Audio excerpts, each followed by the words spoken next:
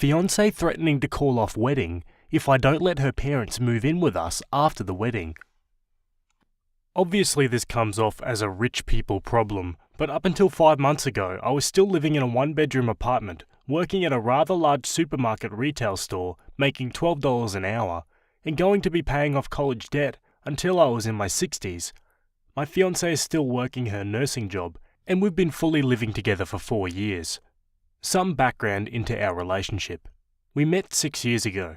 There were literally zero issues with us dating. When it came to some sort of conflict, we sat down, explained both of our sides like adults, and generally fixed the problem. We've rarely gotten into arguments, and have the same end goals in life: children, grow old together, die, be buried next to each other, and have fun whenever we can. I've always had an incredibly distant relationship with her parents. When she introduced me to them, they both stated they didn't like me to my face, and thought I wasn't good enough. Her father even said, "Not in my lifetime," when I asked for his permission to marry his daughter, which I stated the only reason I was doing it was for an olive branch. My parents, on the other hand, love my fiancée. They scooped her up like she was one of us from the start. Has never said anything bad about her in public, nor have they in private. She, at least in my parents' eyes, is the metaphorical second coming of Christ. During my grandfather's decline in health, I was the first one there. He just got old, and with being old comes complications. I stopped working my higher-paying job to work retail to have more time to take care of him, because his other children were busy. This was a very stressful time in our relationship. I had just recently left my job, was not around often, and I myself was super stressed. Recently, I've began the slow move of everything over there. While we still have to live in our apartment until the lease agreement is up, there's nothing against the rules of me moving stuff. I brought it up to my girlfriend how taking care of my grandfather has really made me realize how important my family is, and that I wanted to know if it was okay for my parents to move into the new house with us. My dad could retire, and my mum can spend the rest of her life relaxing, not stressing over bills and debt. Because I can pay that off over time, I'm not insane enough to pay it all in one go. She expressed how that was an amazing idea, and how she'd like her parents to move in as well. I laughed at the idea, and asked her if she was serious, and why would I want to live in a house with people I don't like, nor want to interact with. She explained that this could be a good chance at us healing old wounds, and making amends. I explained that not only do I not want to heal old wounds, if it was up to me, they wouldn't be coming to the wedding. Obviously this was the wrong thing to say, and now she's giving the ultimatum of let them move in or the wedding is off. While I can understand her side, I seriously do not want to interact with them in any capacity. They've tried numerous times to get her back with exes, lie about me, even spread a rumour about me being unfaithful, until I pulled up real evidence of me being nowhere near where they said I was, thanks to Google location. My fiancé knows all of this, and still wants to try and rebuild a relationship with them. This past week, I've been avoiding her with excuses and white lies. I've been meeting with accountants, lawyers, wedding venue people, and jewelers. I've also been spending all-nighters at my grandfather's grave drinking with him, and not getting back home until 4 a.m. To me, it feels like my grandfather is still the only person I can vent my deeper secrets and frustrations to. Which is why I've come to you, Reddit. I feel trapped. On one hand, I do not want to live with people I absolutely hate, and on the other hand, I do not want to lose the woman of my dreams. I want a third party's opinion on the matter, with no connection to me whatsoever, as I feel it's the best way to make a good judgment without people close to me influencing my choices. I'm more than willing to answer questions and know how this subreddit works, because I too am a pizza-eating, pimple-popping Redditor myself. Oh man, this sounds like a tricky situation. Let's go to the comments. You're nuts at your age, and with a potential fresh marriage, to even entertain as a joke the idea of your psycho in-laws mooching off you before the ink is even dry on the marriage certificate. You already know she's after your money. Find a better partner that doesn't issue "I'll dump you unless" ultimatums. If she's the woman of your dreams, dream bigger. She sounds like a nightmare. I really didn't understand the "she clearly isn't with me for the money" in the opening paragraph, because yes, OP, she is with you for your money. There are a lot of subtle ways to be with someone for their money without making an outright demand for it. She could be planning to quit her job, pay zero expenses and keep her funds to the side, have herself and her parents live in your house for free. There are many problems. The ultimatum is a huge one, but further than that is you might not have recourse to make her parents leave once they've established residency in your home. And what about bills? I'm thinking their contribution will be zero. Will they keep the proceeds from selling their house, quit their jobs, expect you to pay all expenses? You'll end up paying for 6 people living off you and your money. Do you want to buy their groceries, pay the utilities? What about spending money? Will your wife be handing them money behind your back to keep it fair? Who pays their car, medical, retirement, care when they're older, to go on trips? This absolutely will ruin your relationship. It does not take a psychic to see this. They dislike you. They don't respect you. Do they think they'll respect your home, your money? This path is fraught with challenges. Seek financial advice. Also, why didn't one of your parents get money? Did they also abandon your grandfather? Do you want to care for them for the rest of your life? I'd reassess that as well. Maybe set up a trust with stipulations so they can live independently. It's your money. Do with it in regards to your parents what you will, but you do not owe her parents a free ride. I don't think you owe your parents one either. Opie then replies to these comments. First off, thank you for your reply.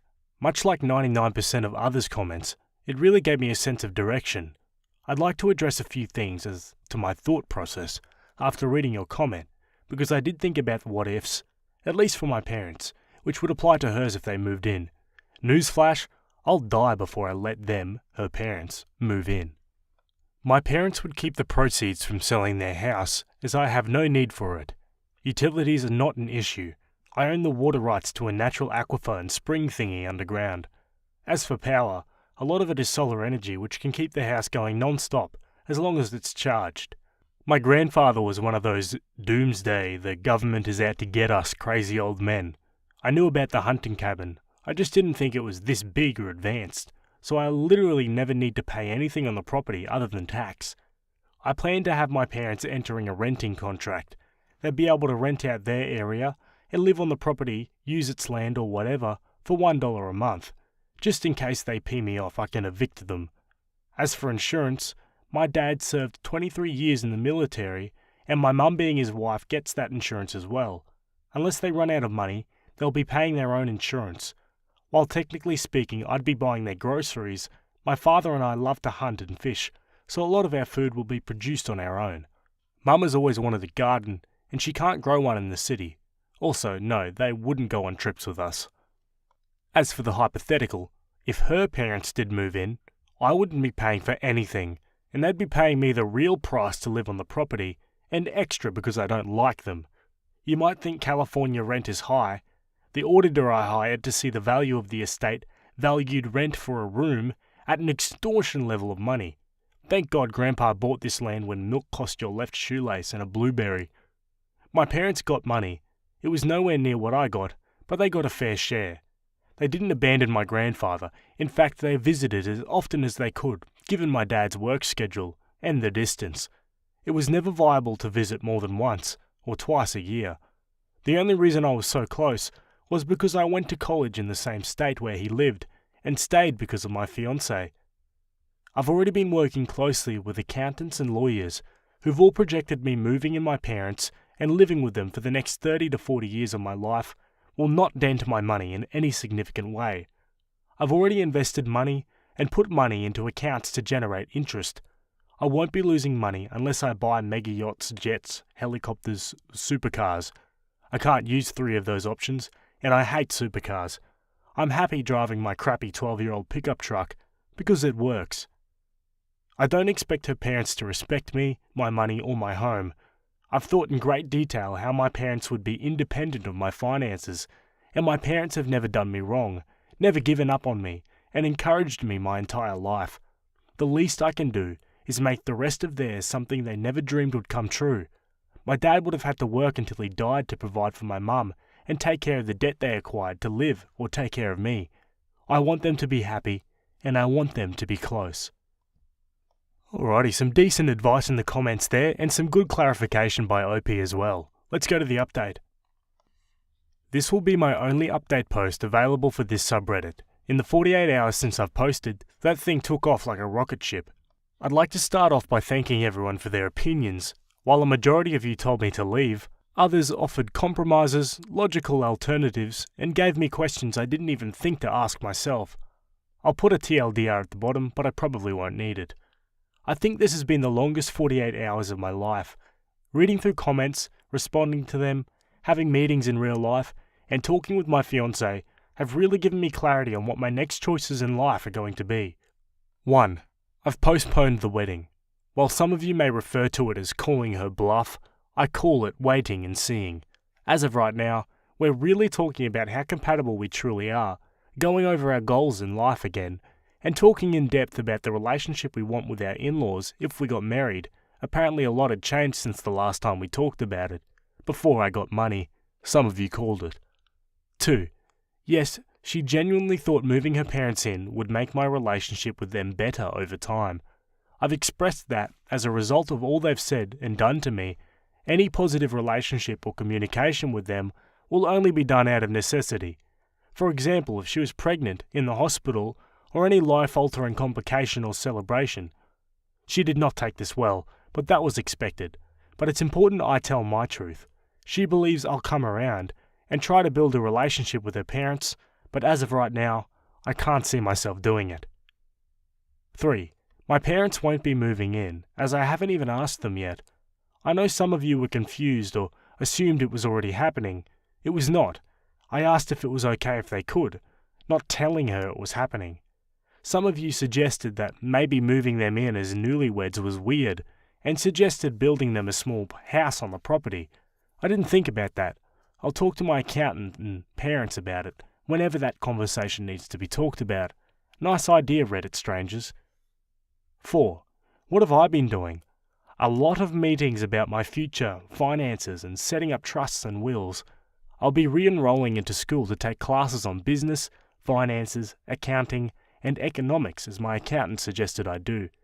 We're still working on a budget, but as of right now my next steps are furthering my education to manage my newfound wealth and opportunity in a healthy way as to not blow it. As of right now, to be honest, I'm emotionally drained.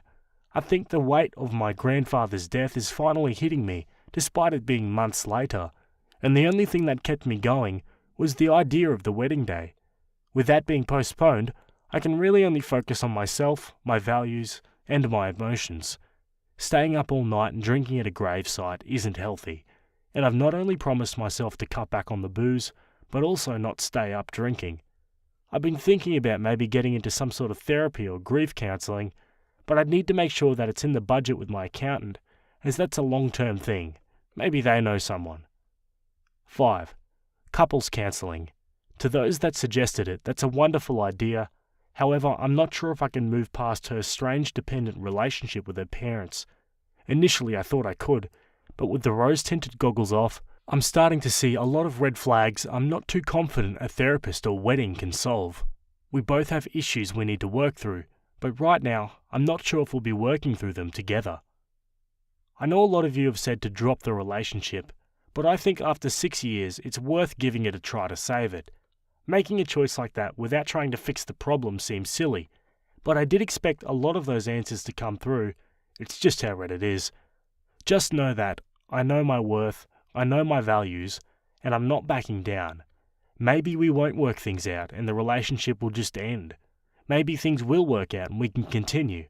At least for now, 48 years later, it's too soon to tell. 6. As for the prenup, we haven't signed anything yet. A lot of you were really harping on the nice ring and fancy vacations once a year thing. While the vacations compromise is indeed concerning, the ring issue is something we've been having conflict on for a while. My personal opinion before and now is that rings are overpriced, silly, and serve no significant purpose in a relationship. She says that they're an important symbol of love and commitment. The compromise to the prenup in regards to the ring was I actually buy her a better ring than I already had, which sounds super predatory in those words, but it makes sense in my mind. She doesn't want a Titanic heart of the ocean style jewelry piece, just something a bit more noticeable. I probably should have elaborated on that in my original post, but hey, we all make mistakes. Which to some sounds like gold digger mentality, but I know the price range of the ring she wants, and it's about the same range my dad spent on my mum's ring. It's something you'd see on a middle-class woman's finger. Nothing huge, nothing small, just enough, I guess. I still think they're just silly circles of metal and compressed dirt. There's not much to say. We sat down, talked for a while. I explained my side of things, she explained hers. She was upset I postponed the wedding, but once she realised I wasn't going to fold, she agreed under the notion that it was best for our relationship to work on this before marriage. Right now I'm taking a step back from her to clear the air, and give us time to formulate what we want on our own. I've driven the 2 hours to the cabin. Thankfully the internet people hooked that up yesterday. I've talked to my parents, not about them like moving in, but about the situation as a whole. Leaving out, I went to the internet before I went to them. While my dad can't just abandon his job, he sends his love and support. My mum is currently making the 18-hour drive, so I wouldn't be alone by myself. I've gotten attempted phone calls from the in-laws within the last 24 hours, but I've watched them ring and went back to doing my everyday tasks like lawn work, meal prep, reading, binge-watching Netflix. It's strange, but right now I feel happier alone than I do with my fiance. Maybe it's some sign that it's not meant to be, or that I've finally been able to relax for the first time in years and have found comfort in solitude. Maybe I'm happy my mum is going to cook me my favourite dinner as a child to cheer me up. I think as of right now though, I have a lot of work to do, not only emotionally, but also literally. I'm thinking about doing some telework just to still have a mainstream of income part-time, as I'll probably get bored of being jobless in about a week. I need some hobbies. Okay guys, so that's the end of that story. Let me know what you think of it in the comments. Honestly, it sounds like Opie's doing pretty much the right things in order to combat this situation. But yeah, I think it was pretty ambitious to assume that the wedding would kind of fix everything. I'm not sure it works like that. Either way, let me know what you guys think about this one, and we'll jump to our next story. Okay, this next one was written on the Am I the A-hole subreddit. It was posted by user extensionjelly1527, and it's titled, Am I the a-hole for not treating my niece and biological daughter more like one of my kids? I have a niece, Ava, who is also my biological daughter as I am her sperm donor. She is the daughter of my sister and her wife. Her wife's the biological mother as well. They obviously could not have children together. They decided to tell Ava about it a few months ago. Originally the plan was to have Ava know from the beginning, but they changed their mind. That's a whole other story though. Anyway, since Ava's found out, she started coming over to our house every day. It used to be just after school every day, but now that summer break has started, she is here from early in the morning too. Now my niece is great and all, but having a guest over every day was a little much for me. I talked to my wife about it. She admitted she also wasn't happy about having a guest every day either, but hadn't said anything because she didn't think it was her place to interfere, given the situation. I told her that I understood, and we agreed to talk to our kids about them inviting her over less. However, when we talked to them, we found out that they were not inviting her over. We had assumed they were since the three were always together. They've explained it to us that she just started following them home after school one day. They've also said that they don't like having her over so much either. They don't mind her over sometimes, but they don't want a guest over all the time either. They also said with her always around, they feel like they can't go out and do things with their friends or invite them over. So after we talked it through, we agreed we would all be more comfortable with her coming over more like once every other week, which I will add is still a lot more than she previously used to come over. Previously we would only see her on holidays. I talked to my sister about it, and she says I'm wrong for wanting to push Ava out and calling her a guest. She says that she's figuring things out, and wants to spend more time with her biological siblings. Furthermore, she said her daughter was crushed that we are going on a big family vacation next month, and hadn't invited her yet. Another thing that has bothered her, according to my sister, is that we gave her the same birthday gift as we usually do, a $50 gift card, like nothing has changed. Overall, my sister thinks I should be treating her more like how I treat my kids now. Obviously, this is a delicate situation, and we want to treat it as such, but we do think it's fair to have some firm boundaries.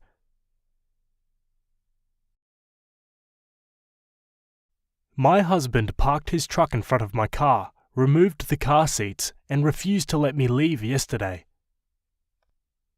All of this started because I accidentally deleted his meal when ordered food on an app yesterday morning. All of our 3 kids and us are very sick with croup and ear infections. My husband woke up in a rage from being sick, hungover, and not having smoked any pot because I told him he has to stop smoking in front of the kids. He wanted caffeine and food so he could function. He put his order on the app and then I did my order and placed it for priority delivery. Unfortunately, when I was deleting a meal that I decided I did not want, I deleted his meal off the app. I didn't realize this had happened until the order had already been placed with priority delivery. I worked up the courage to go and tell him. I said, "I'm so sorry, please don't hate me, but I accidentally removed your meal. I can go get in the car and drive to get you the food that didn't get on the order." He starts getting in a rage about the situation, takes a look at the app and says, "Why is this so frickin' expensive? You're making us bleed money." Again, I say, "I can go get you the order from the actual store. I have some cash in my wallet." He responds, "Oh, you have cash in your wallet," and laughs at me. He is getting more and more in a rage, saying that all he frickin' needed was some caffeine and a stupid frickin' broccoli cheddar bread bowl to make him able to function. I've recently asked him to stop smoking pot and drinking in the morning so he can be more present, so I'm sure this is partially my fault, but also I recognise that this is his addiction issue and not mine to solve. I've tried everything. I notice his signs of aggression setting in, so I take the kids to another room. They're all screaming and crying, clinging to me, and he rips the baby gate off the master bedroom door and throws it across the hallway. The master door is already ripped off the hallway from him slamming it so many times. I'm in the room with the kids, and I decide that croup and all, we are not going to stay here with him acting like this. I pack 3 bags with the kids' clothes and mine, and plenty of diapers since all 3 are still in diapers. The order arrives, bell rings, he doesn't answer. Rings again. He says, "God damn it," opens door, says thanks, slams door and throws the food on the table, spilling the drinks. He comes in and says, "Where are you going? You aren't leaving with my kids." Then he sees I'm packing the bags and says, "Oh, you're packing day bags? No frickin' way," and goes to rip them out of my arms. He twists my wrist while pulling, then gives up and drops the bag, and he grabs his keys, rips the car seats out of my Tahoe and throws them in the garage, parks his long bed truck in front of my Tahoe so I can't leave. When he left the house to do this, I grabbed my phone and pressed record on voice memo, because this is the 100th argument like this over his rage, and he always says the worst crap to me about how he'll ruin me and take the kids from me. I tell him if he does not move his truck, I'm calling the police and I have a right to leave. I dial 911 and say, "Go move your truck and go put those car seats back in my car right now, or I'm calling the police. I have a right to leave with my children." He refused and said I'm not going anywhere, and we can sit here and work this out like adults. I tell him I'm done. I want a divorce, and I cannot live like this anymore. He said that if I divorce him, he is going to take everything from me. I will have nobody. I'll have nowhere to go. I'll have no kids and I'll never see them again. He claimed to me good luck getting child support because he makes $250K, but only claims $70K on his taxes. He said he has evidence against me to take my kids from me and I'll never see them again. He said he is allowed to smoke pot because it's decriminalized. He couldn't remember the last time he'd been sober from alcohol. Just one frickin' day when I inquired about it when stating that I want a divorce. I've tried everything. I've shed every single piece of myself to make him happy instead of angry and help him be sober, and it's never worked. I said, "I do not want you. I used to want you. I used to think I could do it, but I can't." I said I want an amicable divorce, and he can have the kids as much as he wants. He has to be sober when he has them, and if he isn't, I'll document it. He said that is not how this is going to play out. I said, well, I don't know what to do, but I'm done. I cannot live in fear and anxiety any longer. He looked at me, said the typical, "Well, this is a huge wake-up call. I'm going to throw away all the pot. I'll move the beers to the fridge and I'll get sober." I don't remember what I said, but I just stopped there and went back to my care tasks. I said I have to breastfeed the baby. She needs a nap. Please leave me alone. I shut the kid's door and got her down for a nap and I didn't see him around. I think he was in the driveway putting the car seats back, but left his truck there. He took a hot bath and read a book called Man in the Mirror, some Christian men's book, I guess. He said it's helping him already. He got on the phone with his sober friend while rolling a joint for a rainy day. He tried to give all the weed to the other dad across the street who smokes, but he didn't want it because he's trying to quit. He left the house to go buy paintbrushes and came back intoxicated or high after 2 hours gone. He started love-bombing me, hugging me, touching me, kissing me. He wouldn't leave me alone. I wanted to throw up from anxiety. He forced me to put the ring back on my finger. He drank beer and smoked before bed. I just want someone in my life to love me enough to be sober and kind, to love my kids enough to be sober. I don't want to ruin him. I don't want to destroy him. I just want some peace in my life because I deserve that. I'm a mum who does everything. If I don't, it won't get done. We have an autistic 4-year-old, 2.5-year-old, and a 1-year-old. Today is her birthday. I don't know what to do at this point. I'm broken. I have no job, $200 to my name, tons of bills, and no degree. My parents aren't in my life because he made me think they were the problem, and I shouldn't be close with them. We have a beautiful, modest home in the best neighbourhood within walking distance to an elementary school. I live on a cul-de-sac with 5 of the best neighbours I've ever had. I've invested so much time into this life with him that I'm thinking I can just stick around and hope for the best, but maybe I'm just stressed and emotionally drained. Please help me, because I don't know where to turn. Oh man, this is tough. I don't know, I get a feeling that I'm really not qualified to give advice here. What do you guys think? Anyway, let's look at the comments. I grew up in a house just like this. Word for word, you described my early childhood. The alcohol, drugs, uncontrollable rage, and then weeping apologies and broken promises.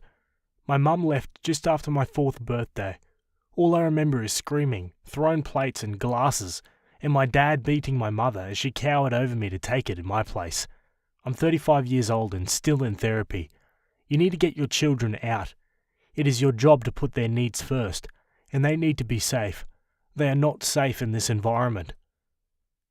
When asked if she can stay elsewhere, OP replied, I can go stay with his mum about 4.5 to 5 hours away.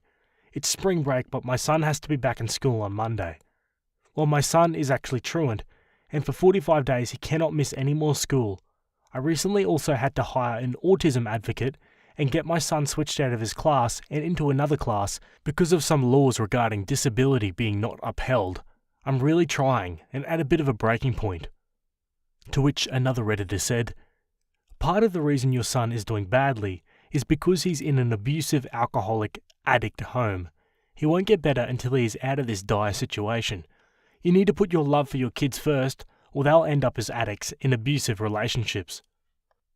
Opie seems to be in denial about the situation. It just really sucks because I'm sitting here feeling defensive over the entire situation and scanning my posts for exaggerations, but there just aren't any. It's really hard to hear my husband is abusive to me. I truly love him and honestly want a family life with him, but I can't do any more than I have done at this point, and I'm broken and tired, empty.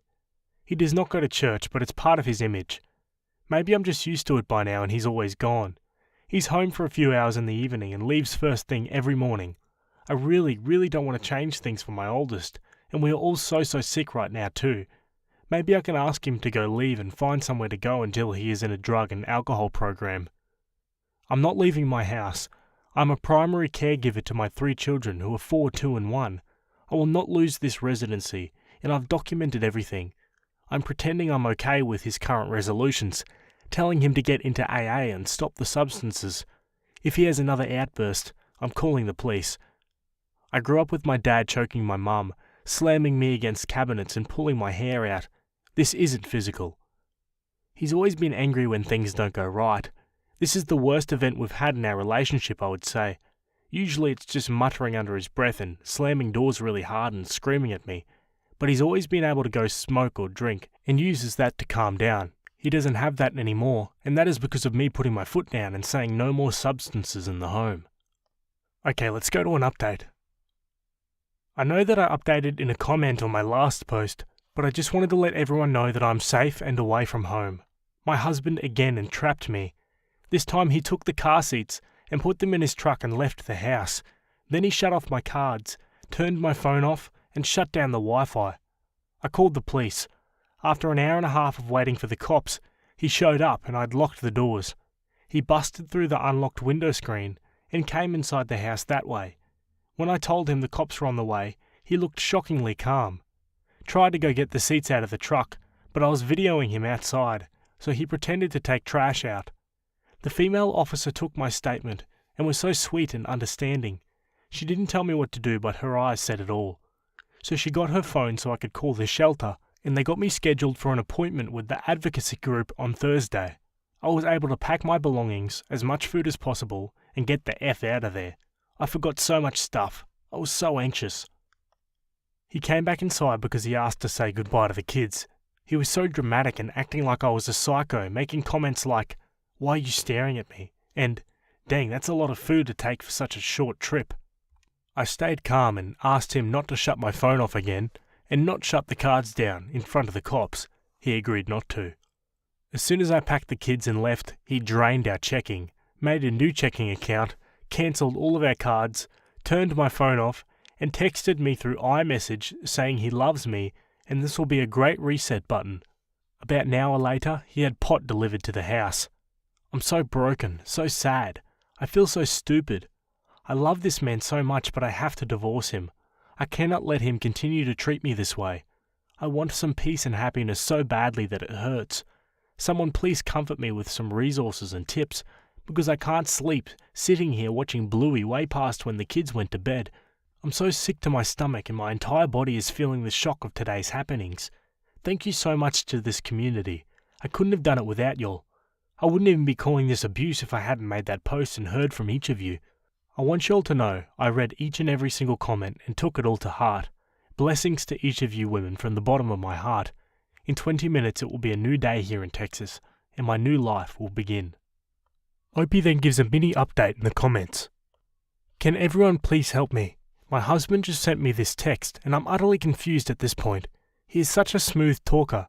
I have absolutely no idea how he knows about the neighbours helping me. Quote, I saw that you brought by your mother and the neighbours yesterday afternoon. Sorry that the house was a mess, as I left early around 7:30 for work, and really wasn't in a mindset to pick up after everything the day before. I'm genuinely happy to see that this has brought you closer with your parents. It's a silver lining out of this whole situation. It is disappointing though to see you escalate this whole situation well beyond what is truly necessary, with the cops and all of this drama when marriage counselling, church, and short-term separation are logical progressions that we could have pursued. We always said that the best marriages handle their problems with each other directly, so I really don't understand why you have the desire to continually air out dirty laundry with the whole neighbourhood and family when I only speak highly of you to others. Some of the twisted truths that I've heard you tell people are just flat-out lies, dark fabrications, or embellished stories to portray the victim when we could all just be honest, forthcoming, in order to grow from this situation. There is so much potential in our relationship if we just join together to grow emotionally, mentally and spiritually. But it seems like our growth has stalled by us not seeing eye to eye and carrying hurt from words that have been said in the past in difficult, trying moments. For that, I really am sorry.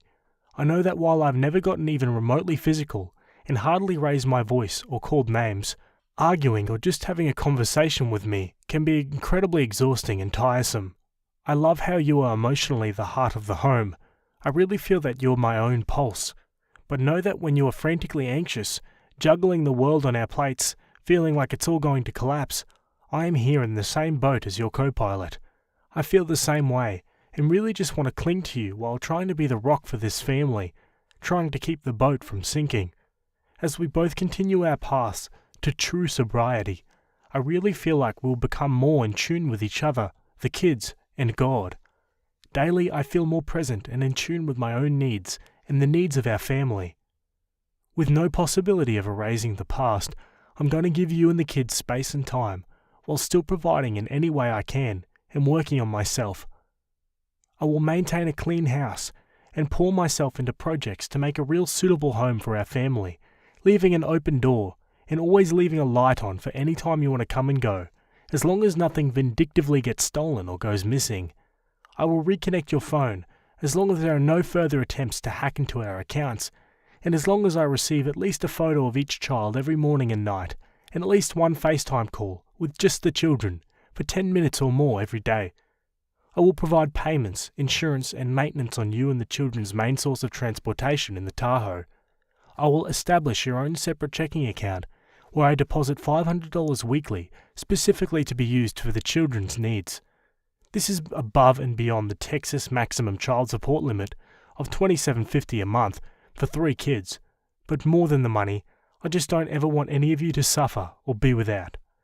I know that with this being a new thing and everything still being raw, that seeing each other might be difficult at first, but please consider letting me see the children at least twice a week on Sundays and Wednesdays. I not only want to, and have the right to, maintain the relationship as their father, but I would really like for you to start getting a break.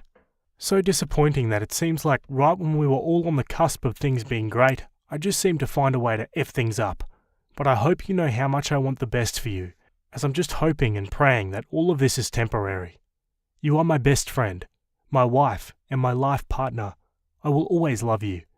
I will and am going to be better. End message.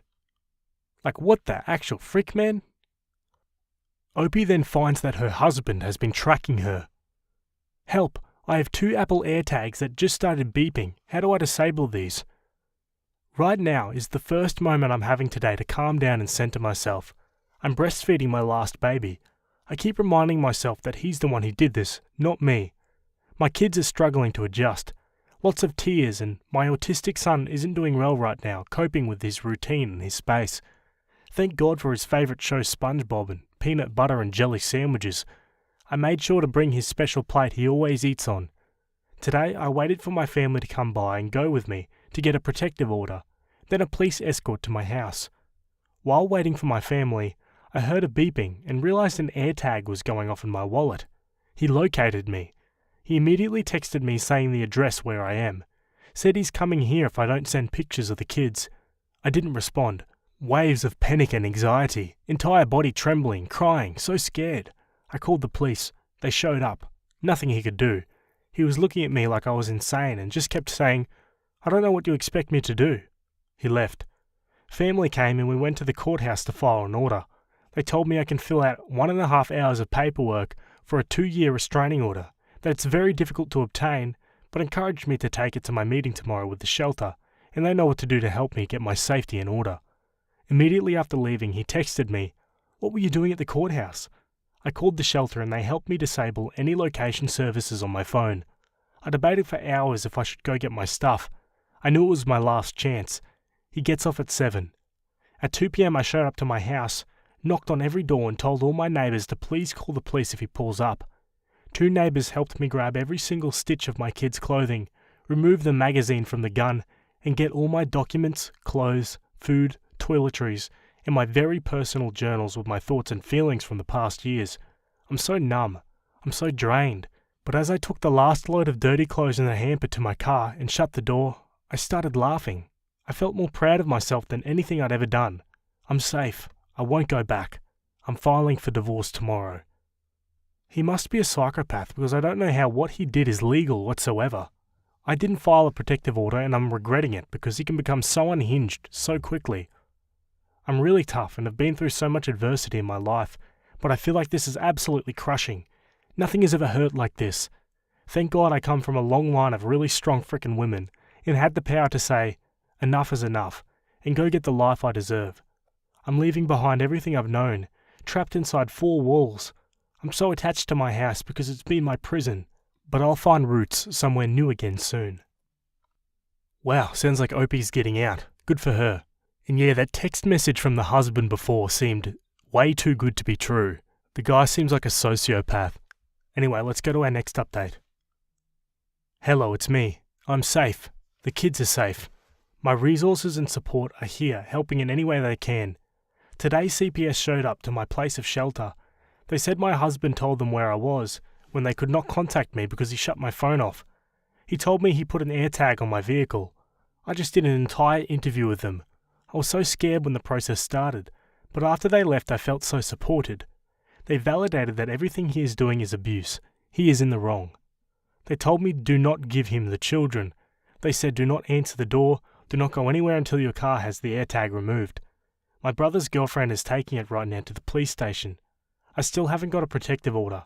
I don't know what the hold-up is, but I'm so scared. I listened to the recording of the Sunday fight again. It was so traumatizing all over again to relive that. In the recording, when I said I want a divorce, he said he is going to end my life. I'm picking up my new phone today with an entire new number. I'm really scared, everyone. He knows where I am. He knows now that I told CPS he is abusive. The principal of my child's school is my husband's boss's wife. CPS said the domestic abuse advocates will have to use their attorneys to get my son in a new school right now. Everyone pray, send good vibes, cast a spell, whatever it is that you do. Please do it for me right now. I'm terrified and I don't know how much more I can do than I have done. Let this be a lesson to all of the people with abusive partners. Turn the Find My iPhone off before you leave. Stash money back. Call the shelter. Make a plan. They'll try to destroy you and any kids you have together when their image is threatened. And for a summary of the next update, Opie was concerned that her husband's wealth would leave her helpless in the divorce and was feeling homesick. She also states she has a recording of her husband threatening to kill her if she called the police or tried to divorce him. And some more relevant comments. I'm just scared I won't find somewhere I can afford, and I'll displace the kids beyond repair. I keep feeling so guilty for leaving. It's so dumb to feel this way. I've been out for 6 days. All the adrenaline is worn off and I'm just really empty feeling, besides my kid's spot in my heart. He took up so much room. He didn't threaten to kill himself, he threatened to end your life, as in my life. I talked to the detective today and I'm hopeful. He admitted to bugging my car, and I have the recording of him threatening to end my life, so hopefully it's enough. For now I just feel scared and helpless to even file the divorce. That hits home so hard. I did come from an abusive home where I was a caretaker of my brothers and sometimes my parents. I think that I learned how to survive then, and I've been surviving since. I hope to give my kids a better life. And I'm trying to be so kind to myself and figure out how to care for myself, because I definitely didn't have time or energy to care for me while taking care of him. Alright, straight to the next update. Y'all, what a crazy week. There were many moments I wanted to give up, throw in the towel and go back to life with my husband. I decided to stay strong, celebrate the small wins I made for my kids and I, and ultimately hand every bit of evidence over to the police, CPS and detectives. My husband was arrested yesterday for stalking. The kids and I have a 61-day protective order. My husband has to wear a GPS monitor. He was arrested at work in front of everyone. Of course he's telling everyone I'm crazy. Doesn't even matter to me right now. I'm back home. Super yay. My son got to go back to school.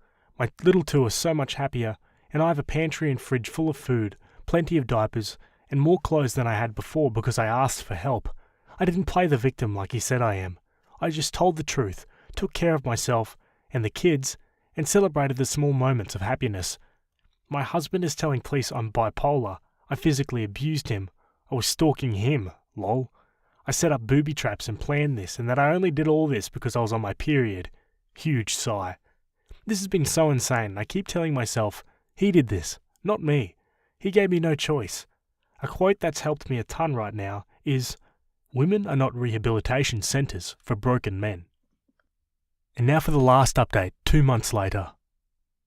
I'm not sure if many of you all remember me. I was in an abusive marriage, technically still married, to a man and have 3 small children.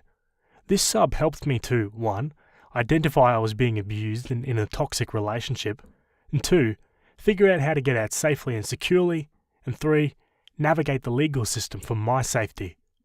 Because this group helped me so much, I wanted to give a small update and say that the EPO was issued 61 days. Before that expired, I was assisted with a 2-year protective order from the DA's office, and he signed the order this week. The judge granted a restraining order for the kids and I until we can go through divorce in custody court. He has still not given me 1 cent. He is apparently in AA, going to battering prevention courses, going to church and wants his family back. Despite all of these things he is doing, I don't care. I'm done with the relationship. I've never been more calm and less crazy, as he loved to call me. My kids are okay and don't seem really to have noticed. This is really only super hard right now because I have no money, and my parents have had to provide all my groceries and gas. I worked with a women's shelter, and I've had so much help it's really mind-blowing. They assisted me in retaining an attorney, food stamps, food bank, diapers and wipes, therapy, childcare, crime victims compensation, police, getting in contact with the DA, and many more things. For anyone who needs help getting out of an abusive relationship, don't be afraid to call the hotline. Let someone know or research, safely, what you can do to get out, and be secure after leaving. I have my first court date where I'll see him in less than 48 hours, so I just wanted to update and remember how I have a whole army of strong women who helped me get there, that believe in me. Thank you again to everyone. I will always be so grateful that I got out at the very first point of wondering, is this a normal relationship? I'm leaving my husband and my church. This will probably be long, sorry. I was raised and grew up in a very conservative, very religious household and community. It was to the point where everything and everyone's purpose was to serve our religion and our community. I was homeschooled all the way up until college, and then the college I attended was a small school run by members of the same group. To say I was sheltered is very much an understatement. I met my husband there, another devout believer like me. We dated, which mostly consisted of attending prayer services together until we finished school, and then we immediately married. I became a school teacher, and his work required occasional travel, but we made a happy life together, never really leaving the confines of our community. A little over a year ago, that was all turned upside down. My husband was offered a very high-paying job in the suburbs of a fairly major city. It would require him to travel a bit more, but would be substantially better off. We talked about it and decided to do it, especially since there was also an opening at a school in the area where we were moving. So we set it all up. He took the job, we bought a new house, and I was hired to teach at this new school. Once I started working there, I was hit with quite a bit of culture shock. All sorts of new ideas, people, and beliefs were coming at me quicker than I really had time to process. It was very overwhelming at first, especially since I'd rarely ever had to deal with someone, even outside of our religion. So to shorten this up a little and get to my point, eventually I started to come around to question some of the things I'd been taught and I'd believed all growing up. Specifically, I met a male colleague who was just very different. He was charming, confident, witty, intelligent, and honestly attractive, and he believed none of what I did. We had amazing discussions and debates during our shared lunch together. I realized eventually that I wasn't really sure how much of what I believed. I wasn't sure if I'd ever really thought hard about it, and now that I was questioning. I found myself talking about subjects I'd never talked about, laughing at jokes that would have horrified previous me, but I also found myself happier than I was, even though I thought I was happy. All of this was, of course, without my husband's knowledge. He is, was, and always will be a true believer. Recently it's made me think less of him, both intellectually and physically. On top of that, I think I also have feelings for my co-worker. To sum it all up, I'm not really sure if my husband and I have anything in common beyond our religion, and meeting someone new has opened my eyes to that, and to perhaps my being a different person than I thought I was even, and I'm not sure what to do at all. Okay, we're going to go straight to the next update. We haven't been fighting about our differences, but I've been questioning my faith and unhappy with our marriage and my religious beliefs for some time. When I first went to him to try to work through these issues, he suggested I have a Zoom meeting with our pastor. I felt shamed and coerced into abandoning all the questions, concerns, and doubts I was having. I went to talk to my husband one more time before I made my decision. I asked him what he would think if, hypothetically, I was still unsure about our religion and the dynamics of our marriage.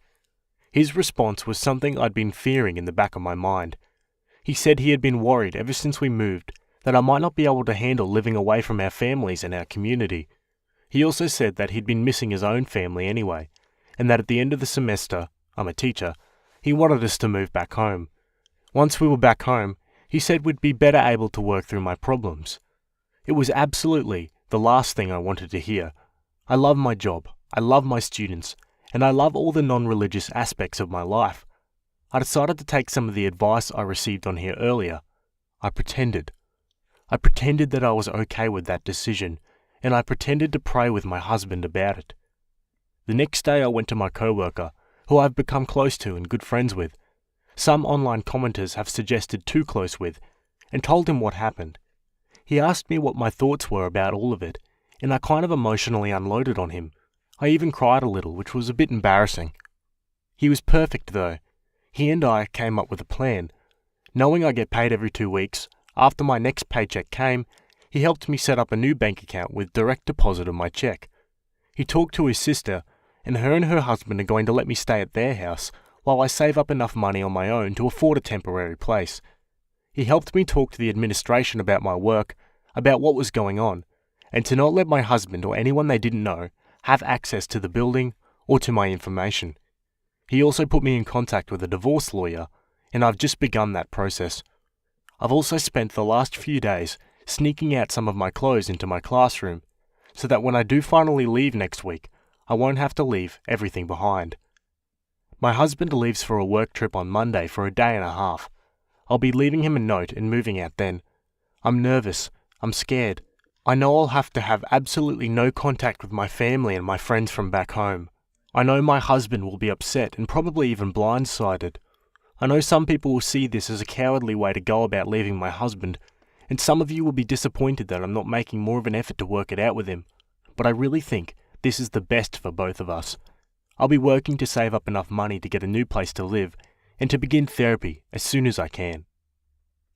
Alright, let's look at the comments. I think you're probably making the right decision. Regardless of any other reasons for him wanting to move back home, you having religious doubts made that plan happen. He wants to get you back into the sheltered, secluded community of the church, where you'll be easier to coerce and have fewer outside options. Careful with the teacher friend though. I'd recommend giving yourself some time to heal, become comfortable with your new life, etc., before jumping into another emotional entanglement.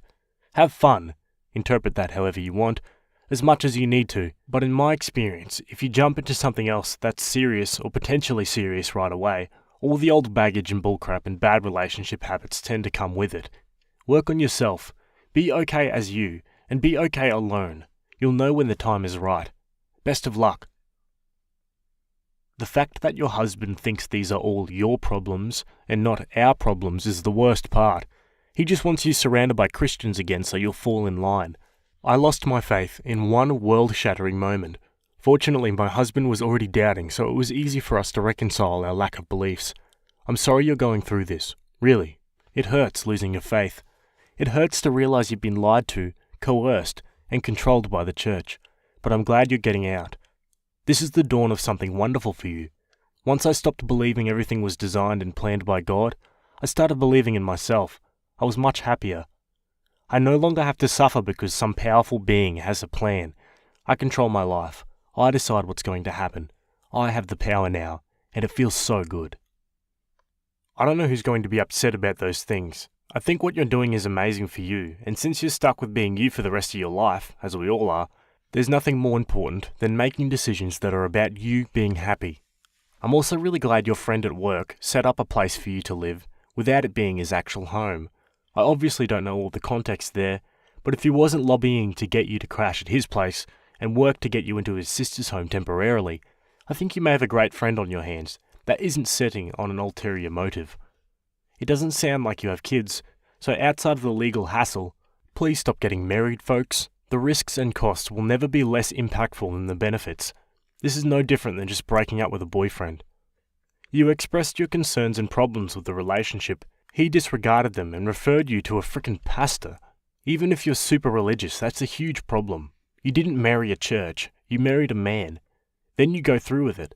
It goes about as poorly as one could expect, and give him another shot.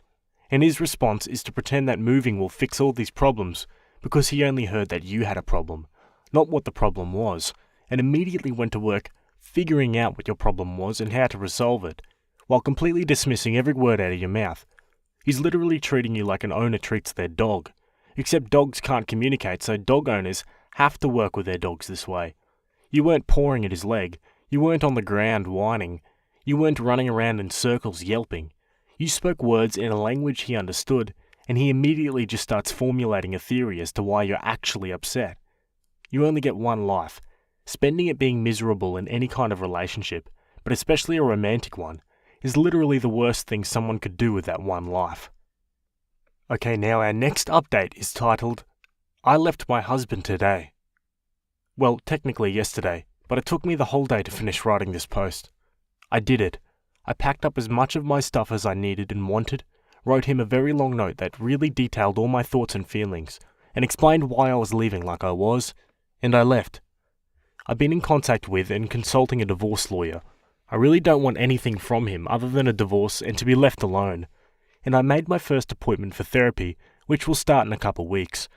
I went and bought a new phone and brought my life to my co-worker's sister's house. Her and her husband are lovely and incredibly fun and nice people. They have a really big house and set me up with my own bedroom that has a little living room and bathroom attached. It's cozy. We all had dinner together, and I really felt like I could be myself, whoever I wanted to be around them. I don't know how to describe what I feel. I'm really nervous most of all. A lot could happen when my soon-to-be ex-husband comes home tomorrow. I'm nervous that I'll quickly become a burden on my new roommates, I guess I'll call them. I'm also excited that for once, I feel free. It was like a huge weight had been lifted off of me. As soon as I stepped out the front door, I felt relief, but I also felt sadness for leaving behind a chapter of my life like this. I haven't been able to sleep much tonight in this new place with new noises and a new bed, and maybe some shreds of guilt. But I think once I do finally fall asleep, I might sleep for 2 days, lol. I don't know what will happen next. I know I want to save my money and buy my own car, and find my own place to live, but I mostly just want to be free from my old life. Other than that, I just don't know yet, but I genuinely want to thank everyone on here for listening to me, giving me advice and tips, and even being critical of my choices. I never thought my post would get even a fraction of the attention it did, but I'm so glad I made that first one. I don't really know where I'd be right now if I hadn't. Now for some more comments. If you don't want to hear from him, I suggest you block him on your phone or social media. Once he gets home, he'll likely start blowing it up.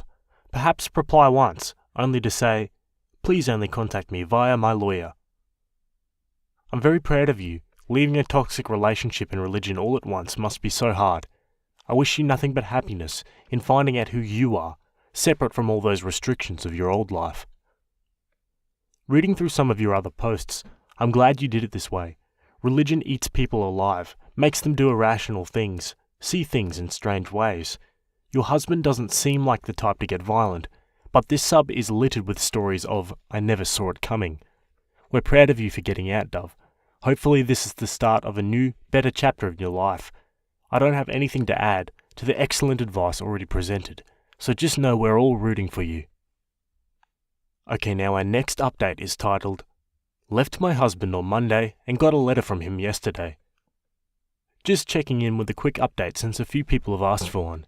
If you need the backstory, I've posted a couple other times before today. My husband has not been able to contact me because of my new phone number. My work was able to give me a new email address as well, which he doesn't have. Things were mostly quiet until Friday, when an envelope showed up in my school mailbox with my name on it and no return address. Inside was the letter I'd left for him, detailing why I was leaving him and why I was going about it the way I was. He had handwritten some things to me at the end. Basically, he said he would respect my wishes not to contact me. He was going to tell everyone back home that I had been tempted by the devil and was abandoning him. It said that he was only ever trying to save his soul and my soul from hell. He wrote that he was sad a little, but that he was mostly disappointed I was walking away from our most sacred bond, and from my even more sacred bond with God. He wrote that in God's eyes, we would always be married, and that no legal court or lawyers could put an end to that. He finished that thought by telling me I had better not date, kiss, sleep with, or marry someone else, because then I'd be irredeemably sinning. It closed with, "God still loves you. I hope you see the error of your ways." I have to be honest, it made me a little bit sad in the moment. I'm trying to be strong and do what I know is best and right for me, but that brought up a lot of feelings of guilt and shame. I was able to talk through some of that with my co-worker as he drove me to his sister's house after work. I start therapy in about a week, so I hope to also work out those feelings then too. As for how the living arrangements have been, they've been kind of awesome so far. We have dinner together every night and chat and enjoy one another's company. They have a lovely little girl who has taken a liking to me. I offered to pay them rent money and help out around the house when I can. They absolutely refused to take any money from me, but said that I could help out wherever and whenever I thought I needed to. I'm still getting used to trying to be independent and thinking for and of myself first. I have to say, I kind of like it, lol. Even though it's not always the easiest, and I have many moments of doubts, sadness and loneliness, I really am doing okay. Jesus Christ, there's a lot to unpack about that letter that the husband sent back, or soon-to-be ex-husband I should say. He sounds super manipulative. Also funny that you asked him not to contact you, yet he contacts you and says that he is not contacting you. Bit weird. Good on Opie for getting out of this situation though, and it sounds like she's got a good support of friends around her now. Let's go to our next update, and it's titled, Finalised the divorce with my husband on Friday. I don't know if this is the conclusion to everything. I suppose that all depends on how my ex and my family decide to behave moving forward. If you don't know or remember my story, it's in my profile. It's long and tedious, lol. Just know that I left my husband, my family, and my religion. I do have an update to where I'm at right now though. I moved out of my co-worker's sister's house. I got my own car, my own things, my own apartment. I also started and am still going to therapy. I'm so grateful and thankful to him and his sister. They are truly amazing people. I spent the holidays with all of them, and it was honestly the best holidays I've ever had. Even though I know I'm in a better place physically, mentally and emotionally, it hasn't all been great and amazing. I've felt tremendously lonely many days and nights. It doesn't make me want to go back to any of it, but it isn't always easy. I tried making some online friends, and it's been hit or miss overall. I think I might be ready to start dating, but I'm not sure if I am, or how I'd even go about doing it yet. In the meantime, on Friday, to kick off my new life in the new year, I was given my finalised divorce papers. My husband hasn't tried to contact me since the first week when I left him. I haven't heard anything from or about him. So in the long run, I know I'm doing and did the right thing and the best thing for me, even though it's been hard and confusing at times. Thanks to everyone on here who gave me support and advice. Many of you are wonderful people. Okay, yes, so it sounds like the divorce is actually going through. To be honest, I was a bit scared that the husband would kick up a huge fuss and, cause more problems in the future, but it sounds like it's all going to go to plan. Let's go to our final update, and it's titled, Left my husband and my church 6 months ago, and I'm finally feeling happy. I'm not sure if anyone even remembers my posts. They seemed like an eternity ago, lol. To summarise, I was considering leaving my husband and my church for what I now recognise as being controlling at best and abusive at worst. This community helped me gather and maintain the strength to go through with it. I left him and my family and friends behind. I went no contact with everyone. I filed for divorce, moved, and started my life over. It was so hard. I knew it would be intellectually. I suppose I wasn't really ready for how hard it was going to be. I had help for big things like buying a car, finding an apartment and moving all my stuff, but the crushing loneliness and temptation to give up and go back was especially trying. I was going to therapy, but I still felt alone and deeply depressed. I'm happy to say that I've worked really hard since I first left. I've gotten my life together in so many ways since, financially and emotionally. I feel so good about myself and my life right now. I'm seeing someone seriously for the first time. He's wonderful, no red flags, lol. My job is fulfilling and amazing, and I've expanded my friend group. So thank you to everyone. I'm not sure I could have done it without you all. And anyone looking for help, advice, or just needing a friendly online stranger, I'm here to pay it forward. Okay folks, so that's the end of that story. Pretty long one, but a great ending all in all. It's great to hear inspiring stories like this every once in a while. It's nothing flashy, but just an everyday person setting their mind to do something that's extremely difficult and then doing it and overcoming it. Either way, let me know what you guys think about this one in the comments, and we'll jump to our last story for today. Okay, we'll do a quick one from the Am I the A-hole subreddit. This one was written by user CharacterCow2577, and it's titled, Am I the A-hole for refusing to listen to mother-in-law's speech on my wedding?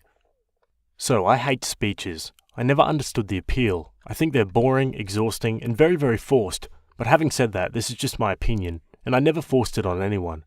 I've sat through long, excruciating speeches without complaining like any other decent human being. When it was my turn to get married, however, I requested no speeches. We wrote that we loved everyone and that we knew they loved us, so if you want to say anything, say it to us directly in private. My husband thought it was funny, but he knew my feelings about speeches.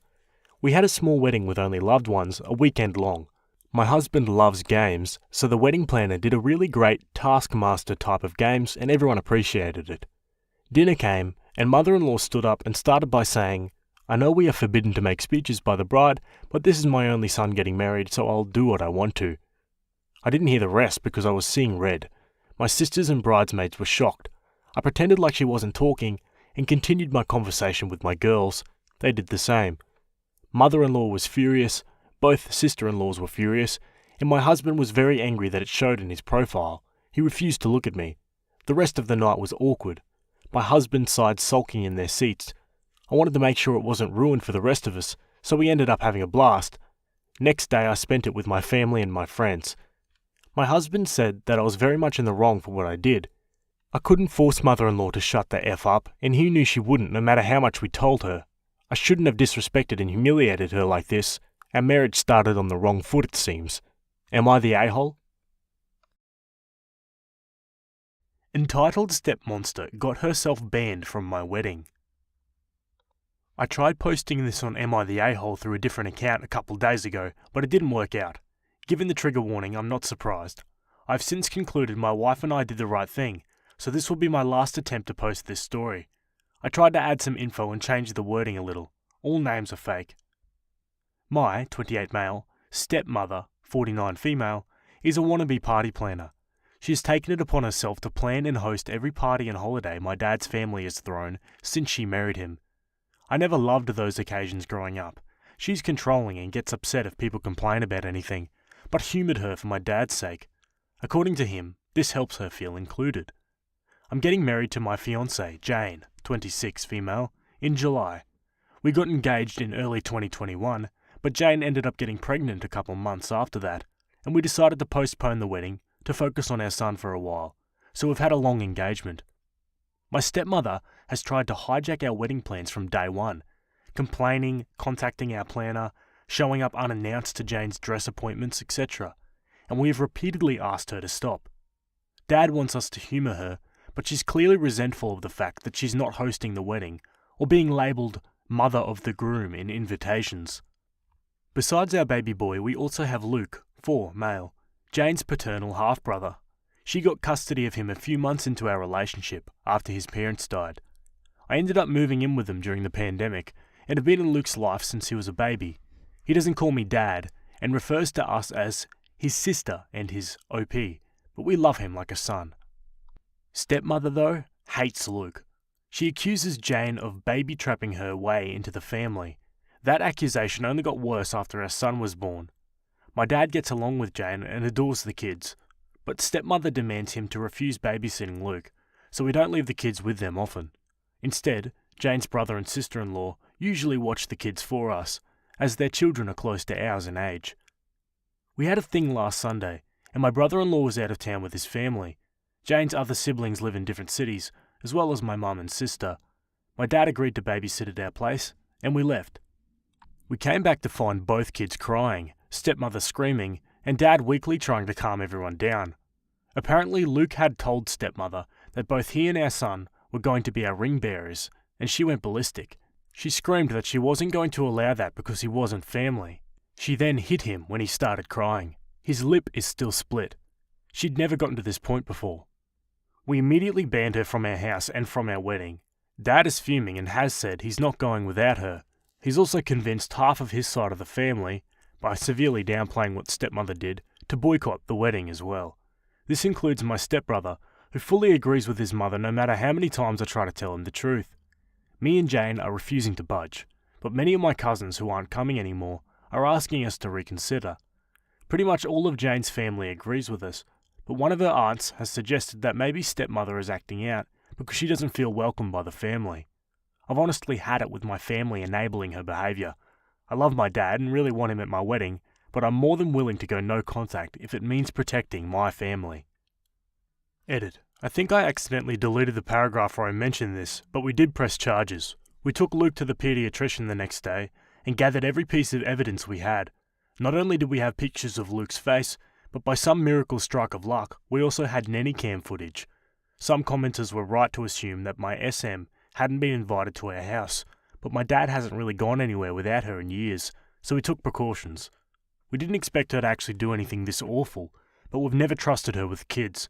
The physical attack happened off camera, but there is some footage of her screaming and Luke crying before and after the event. She now has a child abuse charge on her rap sheet. We wouldn't let her get away with this. Edit 2. There's a lot of additional info I want to add. I'll try to respond to at least some of the comments. I did not expect the amount I've gotten so far, but I'll add in for now that Luke is okay. The visit to the paediatrician happened the day after. He already had a counsellor. Jane was pretty traumatised when her dad and stepmom died and was worried it would rub off on him, and will continue treatment. We've been hugging and pampering him a little more than usual too. He's still upset, but is already doing much better. Oh man, that's a messed up situation. Let's look at the comments. That is scorched earth level event. You could have pressed charges. Don't look back. Sorry about your dad, but he's literally enabling your kid's abuser. Any flying monkeys come your way, just reply with, "Since you apparently condone the verbal and physical abuse of a 4-year-old child, trust us when we say you will not be missed at our wedding." She'd have gotten much worse than banned from the wedding if I came home to find my kid literally bleeding because of her striking him. I wouldn't budge on this. She's not acting out because she doesn't feel included. She's a narcissistic jerk throwing tantrums because she doesn't get what she wants. I wouldn't blame you totally going no contact either. Your cousin's asking you to reconsider is totally out of line. Your dad needs to grow a spine. How in the heck can he stand by and watch his wife abuse a literal child? It honestly says more about him than her. Cut your losses on anyone siding with this nonsense. She clearly assaulted Luke. A charge is being pressed, because truly, this deserves punishment for her actions. Something far more eye-opening than being disinvited from your wedding. Yeah, hard to disagree with those comments. What do you guys think? Let me know. Let's jump to the update. I want to thank everybody who took the time to read and or comment on my previous post. It's been a tough week, but it's always great to know that people care. I haven't been able to reply to every comment, but I'll try to address some in this update. This might get a little long. I'll start off by saying that me and Jane are going no contact with my dad and stepmother. We haven't really spoken to either of them since the incident, and I don't plan on being the one to reach out. Any communication between us is being handled by my younger sister. She's completely on our side, but will remain in low contact for the time being. I've decided to adopt Jane's way of dealing with people she cares about. Forgive what's apologised for, but never forget. Basically, if dad or stepmother ever truly understand what they did wrong and sincerely apologise, we're willing to forgive them, even if begrudgingly so, but we'll never ignore or let them forget what they did to our family. And for the time being, neither of them will be allowed near Luke, our baby, and any other kids we may have in the future, even if we do forgive them. As for the rest of my family, I read a lot of comments suggesting that I post pictures of Luke's face, as well as the nanny cam footage. I'm not very active on social media, but even if I was, I'm not comfortable exposing my injured preschooler like that, especially given that nothing on the internet ever truly goes away. I also decided not to share the pictures with my family, unless truly necessary. I should probably mention that while my family adores my dad, most of them aren't very fond of stepmother. She had 2 failed marriages prior to meeting my father, the first of which resulted in my stepbrother, and he cheated on his then girlfriend to be with her. My family loved that girlfriend and disliked stepmother right away. Not only has she been controlling and manipulative since the beginning, she's also tried to force her way into the family matriarch role by any means possible. Taking over planning duties for every family event was her favourite way to do it, because of all the attention and compliments that come with it. The main reason why I hated these parties growing up was because she'd always find a way to make everything about her, including Christmas and mine and my sister's birthdays. The rest of the family felt neutral about it, but they never liked her. With Luke, it was different. Most of my relatives didn't meet him until COVID restrictions got looser, and by then he was 2 years old. He's a bright and genuinely lovable kid, and there weren't really any other small children in the family, so everyone immediately started cooing over him. The way I see it, stepmother got upset that Jane and Luke were accepted by my family so easily compared to her experience, and that's why she resents them both, but I can't confirm that. She was also mad that, aside from not being the planner, she would have absolutely no involvement in the wedding party. She tried to pressure us into letting her officiate. One of Jane's best friends was offered that role a year ago, making stepbrother my best man. He wasn't interested, and I'd already gotten my best friend, while asking her sister's daughter to be our flower girl. We'd promised Jane's 3-year-old niece. Also, her sister's daughter is 15 and doesn't know us. She also tried to convince us to let my dad walk Jane down the aisle, since her father's gone, but her eldest brother, the brother-in-law I mentioned in the first post, has already been enlisted. Stepmother was disappointed that my family wasn't as involved in the wedding as Jane's, and kept making comments about how that would never happen if we put her in charge. All of that being said, there is nothing that can excuse being that awful to a child, especially if it really is the petty jealousy that I suspect. Because I haven't spoken with my father, my sister has been keeping me updated on what he's been up to. As I found out through her, the story my dad and stepmother told the rest of the family completely erases Luke's injury and the abuse charges. It insinuates that me and Jane banned them because we got annoyed with stepmother and decided to take it out on my dad as well. Because most people already liked stepmother, explaining what actually happened that night wasn't hard, and most of the relatives that I actually wanted at the wedding have apologised and are berating my dad as well. The people that didn't believe us, as well as those saying that we overreacted, have been told they are not welcome in our home anymore. Those are mostly people from my dad's generation, so I can't say I'm surprised. But the realisation that they are so biased, they're willing to protect a woman they hate after she hurt a child, just to make my dad happy, has reassured me that I don't need any of them in my life. Stepbrother is still in denial. He refuses to believe his mother could hurt a child, even with all the evidence we have. I have to admit I understand, I love my mum too, but that doesn't mean I'd excuse his obliviousness, so he's banned too. It sucks because we were close growing up, but I don't regret it. Besides, Jane has 3 other siblings besides Luke, the older brother-in-law, a twin brother and a younger sister, and I'm closer to them than I ever was to him. Speaking of Jane's family, they're all furious over what happened, and have been extremely supportive of us.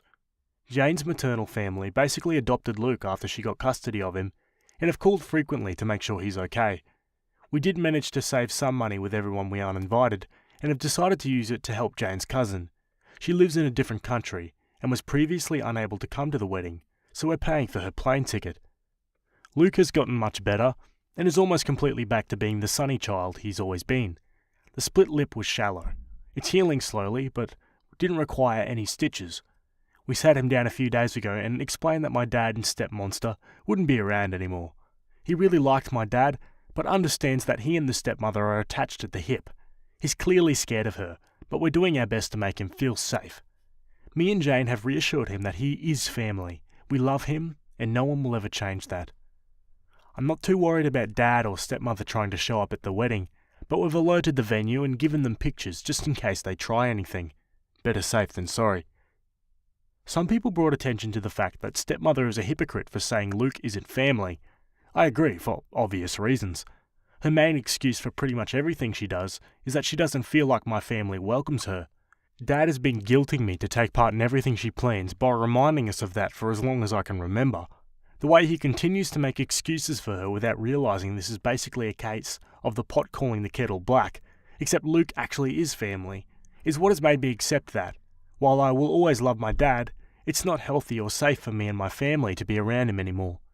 It hurts to know my son won't have his only remaining biological grandfather in his life, but he has 2 amazing step-grandpas to make up for it. For now, I'm sad, but satisfied with how things have turned out. I don't like to complain about my life. It's a mess, but a beautiful one. I love my fiance, I love my kids, and I'm lucky enough to love my job. We're happy. I'm not letting anyone ruin that. To whoever was annoyed at my censorship, when posting on Am I the A-hole didn't work out, Jane suggested I make the writing less explicit. I'm not used to Reddit yet, so I might have overdone it a little bit. I hope this is my last update on this story, but I'll keep you posted. Again, thank you for all your love and support. Best wishes to all of you. Alright, looks like it's heading in the right direction here for OP, I think. I want to hear what happened to the charges. Let's jump to the next update. I'll start off by probably disappointing a lot of people. We're coming to the terms with the fact that it's unlikely stepmother will get anything more than a slap on the wrist. Me and Jane are discussing our next move with our lawyer, but we're still not sure how we're going to move forward. It's too early to tell anyway, so we're trying not to get ahead of ourselves any more than we already have. However, I'm relieved to announce that we're getting started on the process for a restraining order against stepmother. We're using the same evidence we gathered the week following the incident, including the nanny cam footage and pictures of Luke, and we'll focus on that for the time being. I still haven't spoken to my father. My sister is still in low contact, but is seriously considering cutting ties with him. Because my sister is the only one on my side that still talks to him, my father keeps trying to ask her about me, and whether I've calmed down yet. According to her, he's annoyed that half of his family refuses to talk to him, but still doesn't seem to accept why. I told my sister that she doesn't need to keep playing messenger pigeon between me and our father. I never asked her to do it, and it's clearly taking a toll on her, but she insists she'll stop when it feels right. By the way, there's absolutely no doubt whether stepmother attacked Luke. Not only did Luke say it in the moment we got home, but that was also confirmed by my father in a failed attempt to defend her behaviour. He never tried to hide it from us. That, and the fact that he gave Luke an ice bag, is literally the only positive thing I can say about his actions. And stepmother was too busy screaming about how much of a whining brat Luke was being to deny it. To those who guessed stepmother is younger than my dad, you get an invisible cookie. She's also 5 years younger than his previous girlfriend. They got together when I was around 15. Also, stepbrother is only a month older than me. She turns 50 later this year. Had him at 21, and married his father a year later. Both our kids are doing mostly okay. Luke's back to running around the house in his Superman costume whenever he doesn't have anything better to do. He did have a few nightmares this past week and is asked to sleep on our bed twice. We don't mention my father around him, and he's still seeing his counsellor. Our 14-month-old son has learned 2 new words, hi and bye, and Luke is trying to teach him to say his name. Jane's sister, who moved away from college, is coming over for a couple of days to celebrate her 21st birthday later this month. Luke's excited to see her, and Jane's excited to get drunk with her. Can't say I blame her. We're hoping her presence will cheer us all up. I'm not doing so good, and neither is Jane.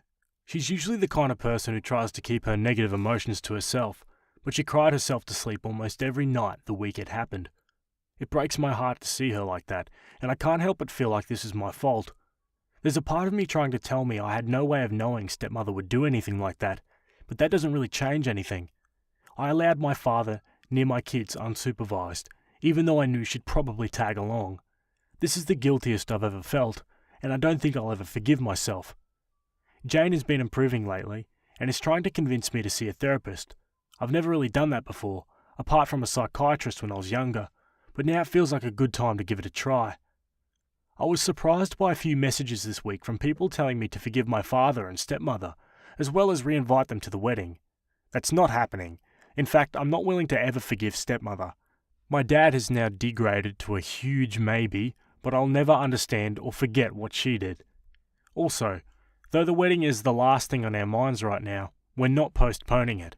We considered rescheduling, but the date we'd settled on is pretty much the only one that works for our guests. We have passwords with all our vendors, and gave them all clear instructions not to talk to anyone but us. Jane's family is bigger and closer to each other, which is why they're more involved in the wedding than mine, but I do have family participating.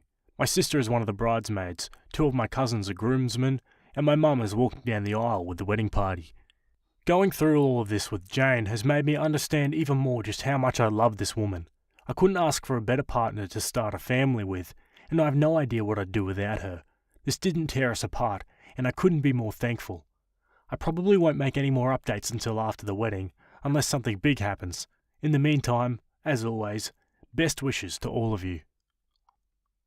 Alrighty folks, well considering there's another update, I'm assuming something big happened. Let's take a look. I didn't plan on updating again before the wedding, but something pretty huge happened. The good news is we got the restraining order. The bad news is me and Jane had to see both stepmother and my father at the court hearing. This was our first time seeing them since we kicked them out of our house over a month ago, and neither of us were looking forward to it. We left the kids with Jane's brother and sister-in-law, so at least Luke didn't have to see them. The hearing itself went a lot quicker than I expected. I'll give credit where it's due. My father was, at the very least, smart enough to understand that there was no way they were winning this. There was a lot of evidence against them. Not only did we have the nanny cam footage and Luke's pictures and medical record, but my sister had also gathered every text and email stepmother had sent her and the family about what happened. And stepmother hates speaking on the phone, so there were a lot of those. They didn't even bother to get an attorney for the hearing. The judge granted us a protection order against stepmother. She's not allowed within 500 feet of us or our property anymore. We're changing all our locks this week, and I'm thinking about changing my phone number as well. I have to admit, the moment we left the courthouse was the safest I'd felt since this whole ordeal started. Jane was close to tearing up with joy when we got to the car. We picked up the kids and went to McDonald's with brother-in-law and his family to celebrate. Hours later, my father called me. The order doesn't extend to him, so he can still do that. Jane and the kids were in bed, so I answered. I didn't expect him to change his mind and apologise all of a sudden, but decided to give him one last chance. He tried to start some awkward small talk, but I told him to get to the point. He asked me if the order was truly necessary. I stated very clearly that stepmother was never coming near Jane or my children again, and that I was glad I had a restraining order to formalise that. Every excuse he had for stepmother was pretty easy to shut down. But she only hit him once. Yep, and that's enough for me. The kids need their grandma. She's not their grandma, Mum is. She's my wife, you need to respect her. She attacked Luke. She disrespected my family and my own house. I don't owe her anything, least of all my respect. He then went on a rant about family, how much of a godsend stepmother was and everything she'd done for me and my sister since she came into our lives. I replied by listing every time I could remember about her lying, overstepping a boundary, or acting unhinged around me, my family, or my sister. I brought up both my adult life and my youth. Examples included her attempts to hijack most of our milestones, recently our wedding plans, our son's birth, Jane's baby shower, and my sister's college graduation.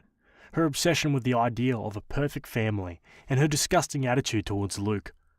I also made sure to mention her habits of going through mine and my sister's stuff when we were younger. It's trivial compared to everything else, but this behaviour went on until my sister moved out of their house, only 3 months ago. We're pretty sure she found out about Jane's wedding dress appointments by reading my sister's planner while she wasn't at home, for instance. Some of the memories I mentioned are long and hard to explain, but they did cement the fact that stepmother means nothing to me. He tried to go with the whole "she doesn't feel excluded" excuse again, but I shut him up. I said he'd had the opportunity to protect his grandchildren, but had chosen his monster of a wife instead, and that's enough for me to want nothing to do with him. I hung up without saying goodbye. My sister told me he called her afterwards, and she told him she was going no contact with him as well. I think we're both starting to accept our father won't change. It sucks, but he's made his priorities clear, and his children and grandkids aren't among them. For now, that's it. Now that they're fresh in my mind, I'm thinking about sharing some of the stories I reminded my father of, but that's going to take a while. Until then, as always, best wishes to all of you. My best friend from childhood invited me to her wedding, but forgot to assign me a seat. I spent the night alone in a separate room. My childhood best friend, 23 female, got married this weekend, and I was so excited to be there to support her on her big day. I'm the chocolatier, so the bride asked me if I could create the wedding favours and dessert table. I was ecstatic to help with the wedding, and went above and beyond to create a gorgeous table that was a huge hit on the day. I was told early on that the wedding was over budget, and to keep costs low, my boyfriend was not invited. I was extremely understanding and even reduced my rates for the suite table as my present to the couple. A couple weeks later, after reviewing the guest list, the bride informed me that my boyfriend could come as my +1, but if he did, I would be moved from the head table. My boyfriend is a wedding photographer and is looking to build his videography portfolio. Knowing that the couple didn't have a videographer, he offered to film a professional wedding video, free of charge. The bride was ecstatic and offered to move us to the vendor table so that we could network with the other vendors. We loved the idea, and it was confirmed that we would be sitting with the vendors. The day of the wedding, we arrived 4 hours early to help with the event. My boyfriend spent the time filming, while I set up the dessert table and helped the event coordinator set the dinner tables. After the ceremony, guests were moved to the cocktail room, while the original room was converted into the room for the reception. While helping convert the room, I noticed that our names were not on the seating chart. I asked the event coordinator where we would be sitting, and she said, "Good question," and left to find out. She came back to say that there was no vendor table, and that if we were staying for dinner, my boyfriend and I would have to sit in a separate room, as we were not on the list. The room was closed off from the reception, so we couldn't hear or see anything, let alone talk to anybody. I told the event coordinator that we were in fact guests, and that we should be moved into the reception room. The event coordinator herself was seated at one of the tables in the room. I told her I was a long-time friend of the bride, and even originally meant to be seated at the head table. However, the event coordinator said she couldn't do anything about it. I approached the bride to explain the situation. She mentioned that it was definitely a mix-up and that we should be in the room. The bride mentioned that she didn't want to undermine me as a businesswoman, so she never told the event coordinators that we were friends or that I was a guest. She left the coordination of the vendor table to the event coordinator and left it off the seating chart. The event coordinator was not made aware that any of the vendors, besides herself and the MC, were staying for the reception and therefore didn't think to add us in. Although I understand the mix-up, the bride did nothing to get us moved to the main room. My boyfriend and I were cut off from the reception, with no one to speak to, no way to see or hear, and even had to ask to be fed. As a result, I missed the entire wedding and spent the majority of the evening crying in the bathroom waiting to move the dessert table into the main room after dinner so that we could leave. My boyfriend continued to film everything as he was committed to getting a beautiful video for his portfolio. The next morning, I emailed the bride about the experience. She apologised profusely and said she was scatterbrained on the day and didn't think to do anything about it. She feels extremely guilty and would still like to be friends. I would like to forgive her, but I am extremely hurt. Geez, I'm not sure what to think of this one. I understand the bride being a little bit scatterbrained on her wedding day, but still, she could have done something, or even just said something to the event coordinator and fixed it up pretty quickly. Sounds like, worst case scenario, she was using the two of them for their services, and didn't actually plan on having them sitting there in the first place. Anyway, let's see what the comments think. Why didn't the event coordinator fix it? It's her job. She could have crammed you in or waited to see who didn't show up and sit you there. I'm not saying it's not the bride's fault. I'm sure if she had told the wedding coordinator that she had to find you a seat, she would have. Be honest with the bride and tell her you feel she used your friendship to get a good deal, and once she had it, she discarded you. My question to you is, why not just leave instead of sit in another room? I think the question to ask yourself is, if you were the bride, how would you have handled that situation? My guess is you would have asked someone to ensure your friends were included. Being a bride does not give you a pass to take advantage of someone. Even if it was a mix-up, it doesn't give your friend a pass to just say sorry and not make it right. This could have been fixed in a matter of seconds. I don't know your history with the bride, but sometimes stressful situations show us a friend's true character, and sometimes it shows us when we've outgrown that friend. You and your boyfriend sound like genuine and big-hearted people. Keep making new friends and you'll find some that never make you cry. Yeah, that one's on the money. I don't think a real true friend would have put her in that situation in the first place. Alright, let's jump to the update. After reading everyone's responses and doing some reflecting, I've come to the conclusion that she's not my friend. Our relationship in the past few months has mostly consisted of her blowing me off and me interpreting it as though she was busy. She moved across the country 2 years ago, but flies here often. Most of the couple's friends and family still live here, which is why they decided to have their wedding here. Every time she's come to visit, we've tried to make plans, which would end with me being blown off. The excuse was always that some last-minute thing came up, which is why she didn't have time to see me. She called me months before her engagement party to let me know that I would be invited to it, but I was never actually invited. I responded to pictures of it online, just saying, "Gorgeous," and she explained that I wasn't invited because her mother-in-law planned it and didn't know her friends. Moral of the story, the only time I've seen her within the past year was to do a free tasting for her wedding after she mentioned that she would not finalise her order without a tasting. We had plans to meet up the same week of the tasting, which she blew. I reread her apologetic email and interpreted it differently the second time. The email mainly followed the structure of excuse, but that's not an excuse. In one section she wrote that although she would still like to be friends, she understands that I may not want to, and that's fine. To me, it seemed as though she was saying she wouldn't care if we were to no longer be friends.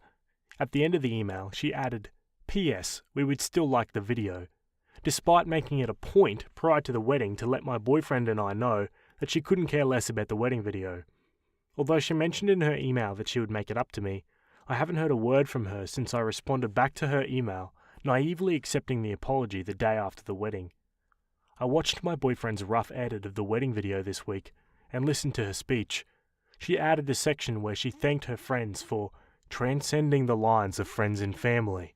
She called out a long list of names from the friend group. Mine wasn't included, which sealed the deal for me, especially since I was so involved in the preparation of the wedding that she wouldn't have just forgotten my name. Moving forward, I will be a lot more cautious with my circle, and I'll definitely be more strict with doing business with friends. No more paying out of pocket. My boyfriend has agreed to not go out of his way to send her the video. If she asks for it, he will send a link to a shortened version on his website. I couldn't convince him to add a watermark, although that was my favourite solution. Thanks everyone for your recommendations. So, we'll see if she comes around in a month or so. I will definitely not be reaching out. Alrighty folks, so that's the end of that one. What did you think? Let me know in the comments. Honestly, I think OP probably came to the correct conclusion there. The friend was pretty flaky in the first place, and yeah, I think the wedding kind of just proved that she didn't actually care too much about her. It's not the sort of friend you want to be supporting at weddings, or at that person's wedding in the first place. Anyway, that's just me. Let me know what you guys think, and we'll jump to our next story. Okay, our next one was posted on the Am I the A-hole subreddit. It was written by user Marrow Shard, and it's titled, Am I the A-hole? Refusing to cook. I, 41 female, live with my husband, 41 male, and daughters, 10, 17. Husband is a picky eater, which I've known about for 20 years. I'm used to making food and having husband and all kids making faces, gagging, taking an hour to pick at every single serving, or just outright refusing to eat. My husband is notorious for coming home from work, taking one look at the dinner I've made, and opting for a frozen pizza. Most of the meals I make cater to their specific wants, like spaghetti. 10 female only eats the plain noodles. 17 eats the noodles with the scrambled egg on top, no sauce. Husband only eats noodles with a specific brand of tomato sauce with ground beef in it. If I use any other sauce, even homemade, I'm going to be eating leftovers for a week, so it's just the one recipe of spaghetti. These days, husband complains that we have a lot of the same meals, over and over.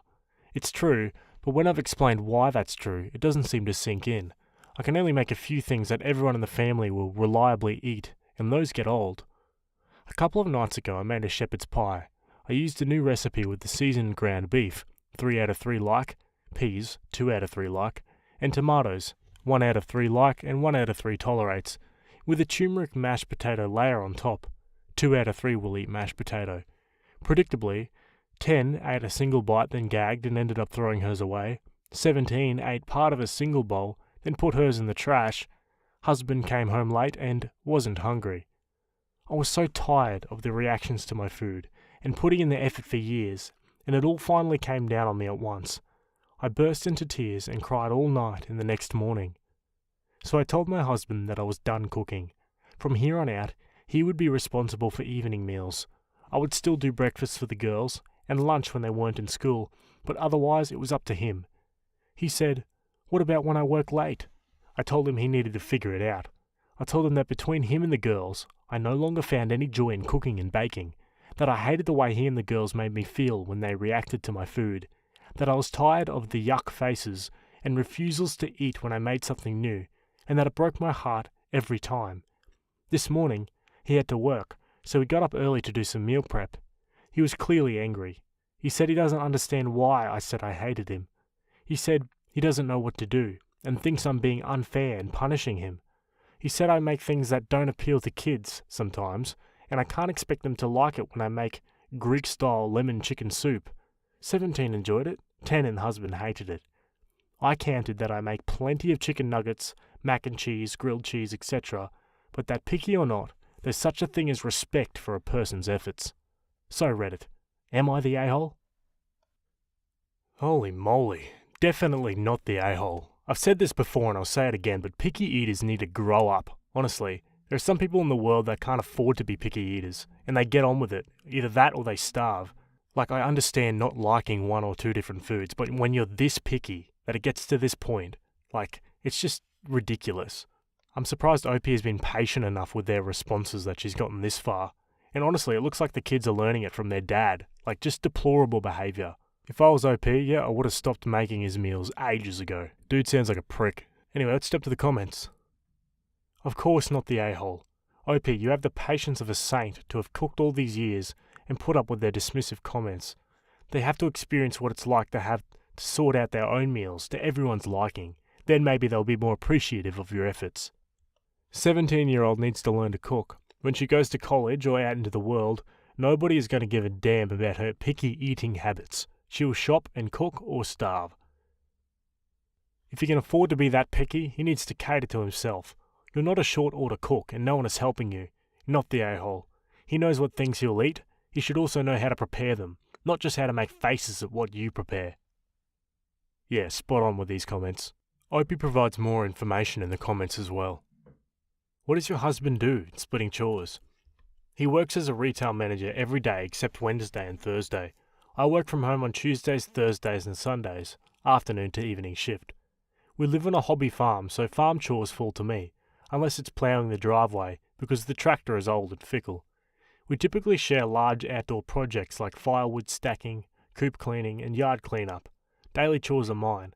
I also do all the house cleaning, laundry, paperwork and bill paying, school events, pet care, vet appointments, medical appointments, childcare, gift shopping and shipping and errands. Husband is usually good about picking up some groceries on his way home from work and has recently stepped up to making some of the meals on nights when I work, if I didn't already have something in the crock pot. Wasting food. Most of our scraps go to the chickens, ducks or dog. This time I was out of the room crying when they threw the stuff away in the trash. What exactly is your policy when they don't eat the food? The policy has always been try it first and then, especially with the 10-year-old, to ask why they don't like it. So if it's a texture thing or flavour or ketchup would help, I work with that. Like I know the youngest doesn't like sauce or gravy, so I'll usually keep some of whatever it is reserved to the side so it doesn't get sauced. The family likes overbaked fish, but 10 says she doesn't like the black stuff, pepper, so hers is lightly salted and done. If she picks at a meal without eating a reasonable amount, she's allowed to be done if she agrees there'll be no snacking or dessert afterwards. If she, or any of them, put in the effort, and it's just not their favourite but they tried, then that's good enough for me. It's the facial expressions and complaints that do me in. They don't have to love it, but if you're going to pick at it and then dump the plate and grab a bag of chips, I'm going to be hurt and upset, you know? Someone asks, any allergies or food issues? Opie says, husband has a mild food allergy to onions, so those are not used in the house, unless it's something solely for someone else like salsa. He has to ingest it or handle peeled onions to get a reaction. He's been to a doctor for stomach and digestive stuff, and aside from a recommendation for more fibre, there was nothing wrong with him. 10-year-old's regular paediatrician says she seems healthy and isn't malnourished, so they're not concerned much over her pickiness as a medical problem. Have you ever expressed your dislike of their reactions before, and or tried to figure out what they like? Many, many times. I sat down with my husband when we first got together, and worked out a list of things he would not eat, so I could develop workarounds. To his credit, he's made progress over the years in trying things before he rejects them, and has learned to like, for example, sour cream in his mashed potatoes, even though he hates sour cream by itself. Most of the things he does like are isolated flavours in a particular style. He eats exactly 2 kinds of pie, raspberry and French silk, but the silk has to be on a graham cracker crust with no whipped cream or chocolate curls, and the raspberry has to be classic double crust, no tart style crumble top or other cobbler adjacent types. Using apples is a mortal sin. Yeah, God, the more I read about the husband, the more of a pain in the arse he sounds like. Alright, let's jump to the update. I spoke with each family member individually about their behaviour. The 10-year-old apologised profusely and said that sometimes she doesn't like my cooking. 17-year-old, who has only been with us since she was 16 and didn't grow up with us, it was a bit too long and off topic for the original post, said she appreciated that I make varied recipes, even if she didn't always like them. She also said that she wanted to cook, but had seen husband and Ten's reactions to mine and was put off by it. Husband accepted the a-hole judgment from the sub, and to his credit, he planned and executed every evening meal. The kids ate his meals, but husband's lack of finesse, like overboiled vegetables, untrimmed meat, soggy pasta, etc., caused some picked-over meals from the kids. Everything was edible though, and he very politely asked for some tips on things, like how long to cook rice, but I did not physically help. I reassured him that I wasn't trying to watch him fail, but that I needed him to learn a lesson. After a couple of weeks, both kids were tired of husband's oft-repeated recipes, homemade pizza, Korean beef and veg bowls, and nuggets and fries, and he was stressed trying to get home from work in time to get the meals done. The very first night, the 10-year-old cried over her dry, gross pizza crust. Husband fought her over it, and both of them looked to me to solve the issue. I redirected 10 to husband, saying it's his call since it's his dinner. With several meals, he made way too much mediocre food, and had to eat leftovers for days, which was cathartic. Eventually, I sat down with husband and we evaluated the fallout. Husband said it hurt when the girls didn't like his food, and it was hard to plan things ahead on the night he worked late. He also admitted he was in a rut for recipes and that it was hard to modify for people's preferences. There is now a posted schedule and rule that sets that all family members are expected to adhere to. Each kid picked a night to cook. 10 has Sunday, 17 has Saturday. Husband and I split the weekdays according to work schedule. Since he works late on Monday and Friday, I took those. I work Tuesday and Thursday nights, so those belong to him. Wednesday is a flex day. Anyone can cook, or we might go out. And group projects are encouraged. The rules are: no gagging faces or complaining. Cook chooses the meal, period. Assistance may be requested by anyone. Special ingredients requests must be made a minimum of 2 days in advance. So far, so good. 17-year-old has been learning a lot of technique. The 10-year-old is thrilled to be addressed as chef by whoever is assisting her, and no one has yet broken any of the rules. Husband more easily asks for my advice when he's cooking. How to season, how long to cook things, which is a huge improvement. It's too early to declare victory, and it takes a long time to make permanent changes, but it's encouraging progress. Thanks everyone for the advice and the support. Here's to continued positive change. And I'm just reading in the comments here that the husband did actually apologise as well, so that's good. Anyway, guys, that's the end of that one. Let me know what you think of it in the comments. It's good to hear that they got it all sorted out and they've come up with a system that works for everyone. But yeah, like I said before, I would not be able to deal with this family. I guess it all comes down to what you're used to, I guess. But yeah, just way too picky for me to want to deal with that. You know, I've been on like some dates where the girls have been picky and it's just like not enjoyable at all because you can't enjoy any food. You're always asking questions and it's just, yeah, it's a really annoying situation to be in. And I find picky eating is really only a problem in the developed world. You know, for pretty obvious reasons, I think. You know, the access to food that we have and, you know, I think we take it for granted sometimes and that's why we develop these kind of eating disorders a lot of the time.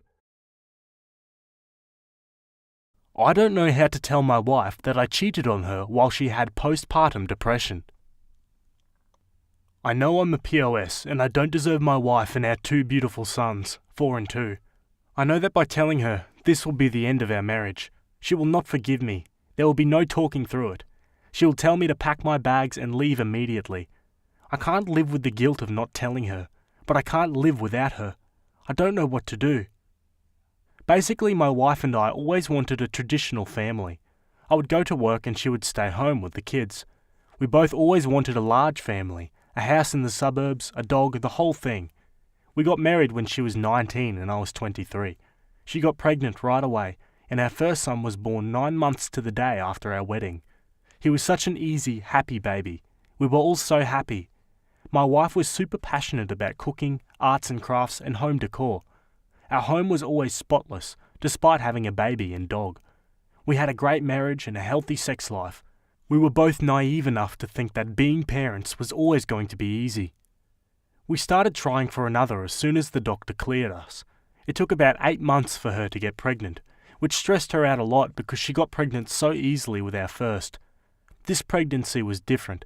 She had no energy. She gained a lot of weight and was unrecognisable. With our first son, she only had a small bump, and you wouldn't have even known she was pregnant if you saw her from behind, or if she was wearing an oversized shirt. With this pregnancy, she blew up like a balloon. Her face and feet were swollen. I sound like a jerk for saying this, but she looked like a monster. We didn't have sex for the entire pregnancy. Sometimes she would try to initiate, but I always turned her down because I was repulsed by her. She had a difficult birth, and our son was born with some health issues, relatively minor thankfully, but enough to give us a scare. My wife blamed herself for our son's health issues. In the heat of the moment, I told her that if she'd been more active during pregnancy, then our son probably would have been fine. She just kept sinking further and further into depression. She stopped brushing her hair, and it started to mat. I would come home from work at 5 p.m. to find our older son still in his pajamas. The dirty dishes were piled a mile high in the sink. She stopped showering regularly, and she refused to go on a jog to lose the baby weight, even though I tried to encourage her by saying I'd cook dinner if she did. Our son's physical needs were being met, but emotionally she was checked out. I started fantasizing about being single and not having a wife or kids. I started going to the gym and the bar after work instead of going home to them. I met Cassidy, 19, female, at the gym and we really hit it off. She was vocal about never wanting kids, and when I could complain about my wife to her, she would pile on too. I was happy at the time because I wanted someone to validate me for being such a jerk, but looking back I'm disgusted. Pretty soon Cassidy and I were dating, and I was having a whole separate life behind my wife's back. After a few months, my wife slowly started to return to her old self. She started taking more pride in her appearance and started cooking from scratch again instead of ordering takeout or frozen food. Our home was clean again and our younger son's health issues were improving. I fell in love with her all over again. I started to realize that Cassidy wasn't as exciting and interesting as I thought she was. She was actually quite dull and stupid and had no real opinions or interests outside of partying and TikTok. I started to suspect that she didn't actually like me either and was just flattered by the attention of a married man, and I stupidly enabled it by making her feel special and better than my wife. I ended things with her a few months later, and she didn't even seem to care. All in, I was cheating on my wife for just over a year. My wife has recently started asking to try for a third baby, and the guilt all just hit me at once. I feel paralyzed. I have nightmares that she finds out from someone else. I've stopped eating and sleeping. I'm starting to get aches and pains from the stress. I don't know what to do. I know I'm a jerk. I know I don't deserve her, but I don't know how to tell her without breaking her. She's amazing, and she never deserved this. Oh geez, you know how Reddit is, the comments are going to rip this guy to shreds. Alright, let's have a look. Do you understand that you were the primary cause of her PPD? When she told you she felt that it was her fault and your son had health issues, that was your cue to console her and tell her that there was no way for her to have prevented it. I can't even imagine the guilt spiral that comment must have sent her on, you selfish, inconsiderate piece of trash. Don't you frickin' dare knock her up again without telling her what you've done. She can't count on you, and you know it. You didn't end your affair because it was wrong. You ended it because your wife found the strength to crawl out of the pit you left her floundering in alone. When she needed you most, you bailed. She's a strong woman, but you are a weak man. The guilt is what you get to live with the rest of your life. You're a horrible man. You can see that she's drowning, but you'll only help if she jogs so you won't be repulsed by her. Then double down on that crappiness by staying away even more so she doesn't even have the minuscule help you were giving. Then decided to frick a teenager 7 years younger than you instead of helping your wife. And then when you were no longer repulsed by your wife, you turned your woman-hating energy on the teenager you sought out. Let your wife go. Don't fight on giving her a fair settlement. She deserves more than half of your stuff, as well as you helping her get training for a job. And let her find a man that's not horrible and doesn't conditionally love her. And for F's sake, don't have another kid. You'll just do the same crap to her again. Yeah, hard to argue with all of that. Let's jump to the update. I really didn't expect the last post to blow up so much and even reach TikTok. I'm just going to post an update and then I'll probably delete this account.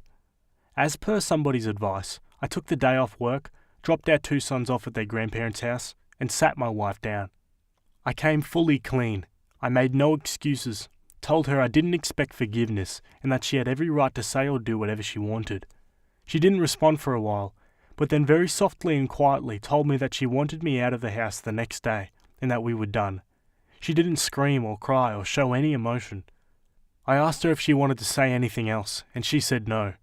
I told her I was sorry, and she said she didn't want to hear it.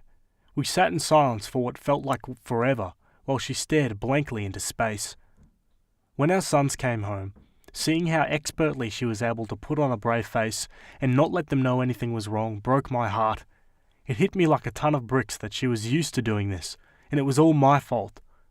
I slept in the guest room that night, but didn't get much sleep. The next morning, our older son asked me why Mummy was crying again last night and said he wanted to cheer her up. My wife refuses to speak to me, look at me, or even acknowledge me in any way. I heard her on the phone to her best friend who lives in another country. She told her that she thought she'd found a good one and that she was going to break the mold. Her grandfather walked out and left her grandma with nothing. Her dad walked out and left her mum with nothing. I'm a piece of crap, just like every other man in her life. I left today, and she didn't even look at me or say anything. She just continued watching TV and crocheting as if nothing was happening. I'm staying at my parents' house, and they are disgusted with me. My mum cried when I told her. They love my wife like their own daughter. I let everybody down. I deserve everything coming my way. Alrighty guys, that's the end of that one. Bit rough, but honestly that guy got what was coming for him. He got his wish. Remember when he said he started fantasizing about being single and not having kids? Yeah, well he certainly fast-tracked that, didn't he? I mean, the only thing he's really got going for him at this point is the fact that he's now learnt that it's not worth it, albeit too late. Yeah, the guy's a prick. Let's move on. Okay, our next story was posted by a deleted user, and it's titled, I'm losing my family because they think that I hid the fact from them that my ex, now my sister's husband, is abusive. I don't want to go into all the details because it is long, boring, and still painful, some bits at least, but I met my ex 4 years ago, and I at least was madly in love with him. For 2 years, I was blissfully happy, until I took him home for Christmas, and I caught him making out with my sister. It devastated me. My ex tried to apologise and kept trying to get me back, but I didn't want anything to do with him anymore, and 3 months later, my sister and he were expecting their first. Now they're married with 2 children. My family forgave them eventually when children were in the picture. I kept my distance, but I have met them on the occasional family gathering. I still feel hurt by my sister, but other than that, I'm good. Last weekend, my mum asked me to come home for something urgent, and there was my dad too. They told me that they were disappointed in me for not being honest about my ex being abusive. I was shocked, but my mum told me that he is very abusive to my sister. That's when my sister came to my parents, and I saw her face and cut lip. I was shocked, and I really couldn't say anything other than that I never knew. My sister became very upset and started yelling at me, asking what the F I meant by that. That I was so much better than her that he didn't hurt me. I said no, but no amount of swearing that I didn't know and that he must have hidden his true nature. My mum told me to leave and that she was very disappointed. I've cried every day now, remembering my sister's face, but I just don't know why this happened to her. He was so very kind and gentle with me, but I can't explain why he was that way. I don't know how people like him work, but according to my sister, if he is abusive once, then he is abusive all the time. I have no experience with people this way. I couldn't answer her. He has been abusive to her since the beginning of their relationship.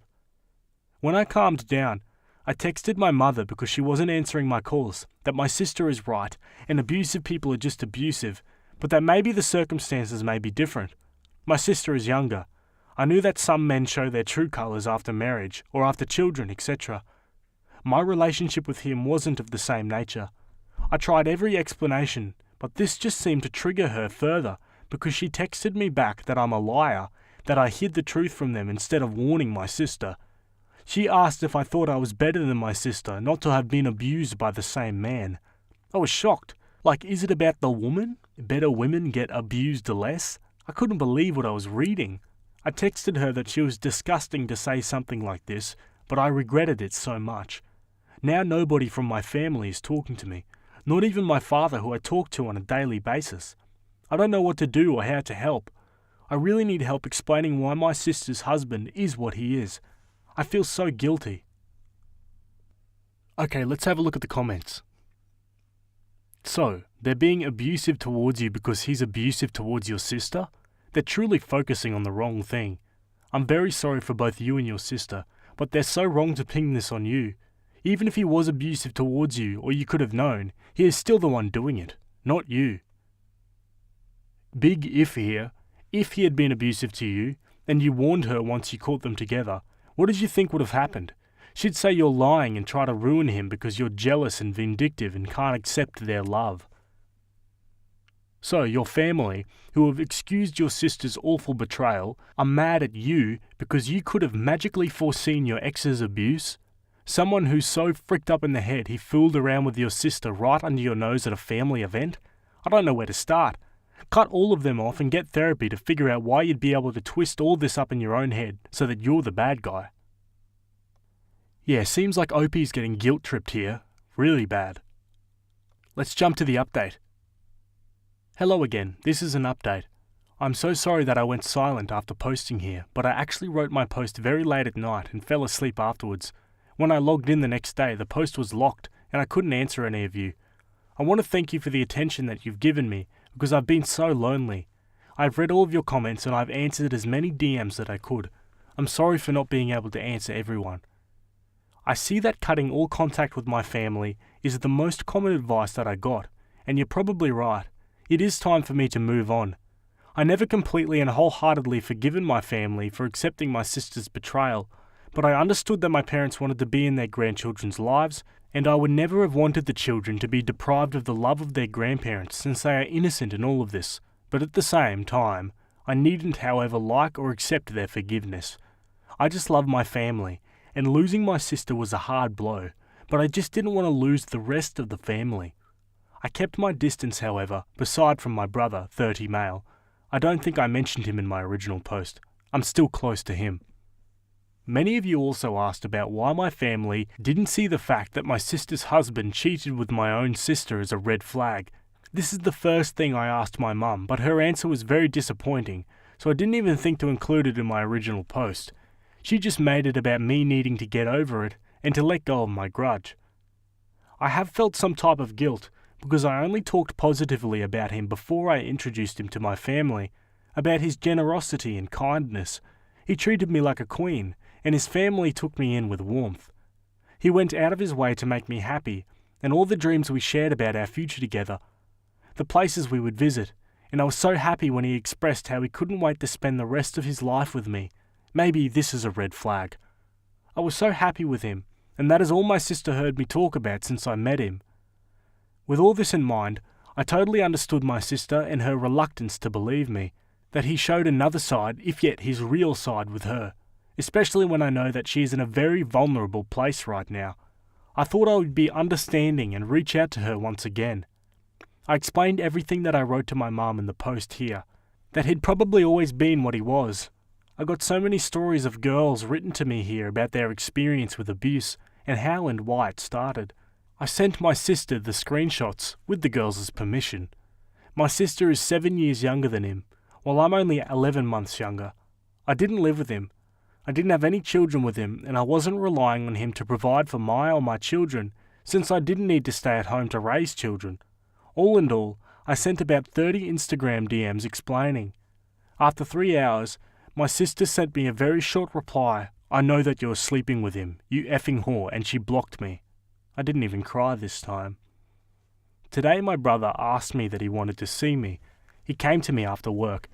He said that my sister had sent everything that I'd written to her to the rest of the family and that she was raging mad. My parents are angry with me for distressing her more than she already was. My brother told me to cut my losses and lay low. You can't help her because she wants to blame her misery on somebody. From what my brother had gathered from my mum and sister, her husband has been violent with her since she refused to terminate her first pregnancy, so the abuse started just a few months into their relationship. My sister was growing more paranoid with time that her husband would cheat on her with me, and probably others, but that was the reason she always disproportionately hated me. She hated me, because she always thought that I would try to get back at her by taking him back, because I was still single and hadn't moved on. It got worse because she always asked him why he was gentler towards me, and he told her that it was because I wasn't a cheap whore like her, which made her believe we still had contact. She also found his secret Instagram account where he followed some girls, me included. It hurt me to hear all of this, but as my brother said, I can't do anything. She refuses to leave him, even with my parents' urge and assurance that they should take care of her and the children. I'm heartbroken for her, but I don't think I can do anything. I'm cutting my family out of my life, and that's my final decision. Alrighty guys, so that's the end of that one. Let me know what you think in the comments. Personally, sounds like the guy was always a piece of work. It's just a shame that the family acted the way they did. They didn't seem very understanding of the situation and empathetic at all towards OP's situation. Anyway, I want to pass it over to you guys. Let me know what you think in the comments. Start a discussion. Okay, I'm going to leave you guys with a story from the Am I the A-hole subreddit. It was written by user PizzaLover13 and it's titled, Am I the a-hole for going off on my wife for commenting about our 3-week-old daughter's looks? My daughter, our second child, is 3 weeks old. Pre-pregnancy, my wife was diagnosed with general anxiety disorder and depression. and in the days since birthing our baby girl, is most definitely experiencing postpartum depression. Our first child, our son, looks very much so like her. In fact, if you look at baby photos of my wife, they look almost exactly like our son's baby photos. And my wife is a looker, so my son is dang cute, thank you very much. Our daughter got a bit more of my side's gene pool. Her hairline kinda has a widow's peak, which I've had since I was a baby. Her lips are relatively thin, like me. Her nose is a little larger than our son's was. I have a Middle Eastern classic hook nose. Nearly every day in my daughter's 21 days on this earth, my wife has made a comment to baby girl about how she's so sad she got daddy's features. Some of the things my wife has said to the baby girl are, "Don't worry, I'll get you a nose job as soon as you're old enough. I wish you'd gotten more of my features. My family is beautiful and all the women are timeless. Your dad's family? Not so much. My son has the beautiful pouty lips, and you got stuck with those pencil lips. Oh, it's really tough being a girl." Up until yesterday, I was taking a softer approach with comments like, "Okay, be nice," and "Okay, chillax." But today I had enough, and just snapped and yelled at her for like 5 minutes straight, and I cursed quite a bit too. The gist of my statements were, "I don't care if you can't understand what you're saying. Stop putting that crap out into the universe. Our son can understand you, so stop this garbage. I can understand you, so stop putting this crap in my head and making me listen to it. Yeah, life on girls is tough in this world, especially when their mum is crapping all over their appearance. She's frickin' 3 weeks old and is still perfect and noble and hasn't hurt a goddamn soul. Stop projecting onto her. You regularly tell me how your mum fricked up your psyche with all her comments about your appearance, so why the frick are you doing the same to the baby girl?" Anyways, she was understandably hurt by my comments and we haven't talked about it or debriefed since. I recognise that part of her comments stem from her anxiety and depression, as well as her postpartum depression, and I also recognise there are a lot of this stems from her mum's influence on her psyche. I also recognise that yelling and berating people is rarely the right thing. So, am I the a-hole here? Personally, I'm going to go with not the a-hole. It's a bit messed up that the mum is saying all that sort of thing, especially when you can hear. And yeah, it definitely sounds like one of those things that, at first, it's kind of like, seems harmless and you put up with it, but then after a while can kind of grate on you a bit, and honestly, I don't blame OP for snapping the way he did. But let me know what you folks reckon in the comments. Would you have done the same if you were OP? Is it okay for the mother to be saying that sort of thing? I still love her. Made this burner account today so I could really get this off my chest. I, 34 male, have been separated from my wife, 33 female, for a couple of years. Known each other since we were kids, and have been together since our adolescence. We separated amicably because honestly I was tired of being a less than stellar provider. For context, my wife is a lawyer and worked hard to get where she is. I'm a stay-at-home writer who didn't make any real money until the last few years. Me being a stay-at-home worker meant that I've always been around for our kids, an 11-year-old girl and twin 6-year-old boys. If my wife was my universe, my kids are the stars in it. So I decided to go and get my crap in order, and she understood since her being the only breadwinner wasn't an issue, until it was, and we went our separate ways. I went and upped my craft and have been getting more and more job opportunities, so I'm now financially better off. I'm still not making lawyer money, but I'm definitely good enough to handle things now. It's been a few years, and in that time, I've come full circle with a lot of things, like the passing of my father and my own personality flaws. And amidst all the discovery, I discovered something that I think I've always known. I still love her. Big surprise, but bear with me. I can't shake this feeling in my heart that she's still the one for me. So I first felt this a year ago when I saw her at a family get-together. She brings my kids and obviously stays to chat with my family, since they obviously enjoy her company, and I couldn't take my eyes off her. She was gorgeous. No biggie, I'm probably just alone and stupid. Thought nothing of it. A few weeks later, I was dropping off our kids at her house, and they'd spent the weekend with me. She was in the same dank pajama bottoms she's had since college, and her hair was in a top bun, and she was still gorgeous. Now I'm worried. So I talked to my therapist about it, and over the next few months I focus on other things. I get in better shape, change my hairstyle, and for the first time I'm even growing facial hair. I'm working on me so that I can eventually tell myself that maybe I was just lonely and going through things. Well, 6 months later, here I am to tell you that I still love her. Now I don't know how she feels, but I'm sure of it in my heart of hearts now that I love her with every fibre of my being, and truthfully I don't think I've ever stopped. So what's stopping me now? I don't want to overstep. Maybe she's not feeling that way anymore. Maybe she's moved on. Who knows? I also got to be mindful of my kids. Last thing I want to do is get their hopes up with something that might never happen. Lastly, how can I make sure I don't mess this up again? Things are going really well for me, but I'd give it all up to have her back in my life. So Reddit, think y'all can help your boy out? Now for some comments. Bruh, you could have done this all without separating. So, you blew up your life because you couldn't handle she made more money than you? Maybe just talk to a therapist next time. You're a crazy person and you need help. Nah, I'm kidding, dude. Seriously though? Go talk to your ex. Sounds like you've done all the heavy lifting regarding bettering yourself, and I'm happy for you. But all of that won't mean as much if you keep hiding how you feel. Worst she could say is no. Either way, you're going to be fine. Take her out on a date and break it down to her gently. I mean, I love a good rom-com, but if you tell her that every fibre of your being loves her, she might be overwhelmed. But what do I know? I'm just an idiot on Reddit. Then again, so are you. Prove me wrong, King. Now for an update. So, I just got back from the date. We went to this restaurant that we used to like before we had kids. I didn't know what to wear, so I just went kind of business casual, and she was stunning as per usual. We ordered appetizers and talked about some lighter stuff, like how our daughter loves soccer, how the boys are starting to look more and more like me. There's some little chunky things, but I love them. And she made fun of me for getting the same appetizer I always get.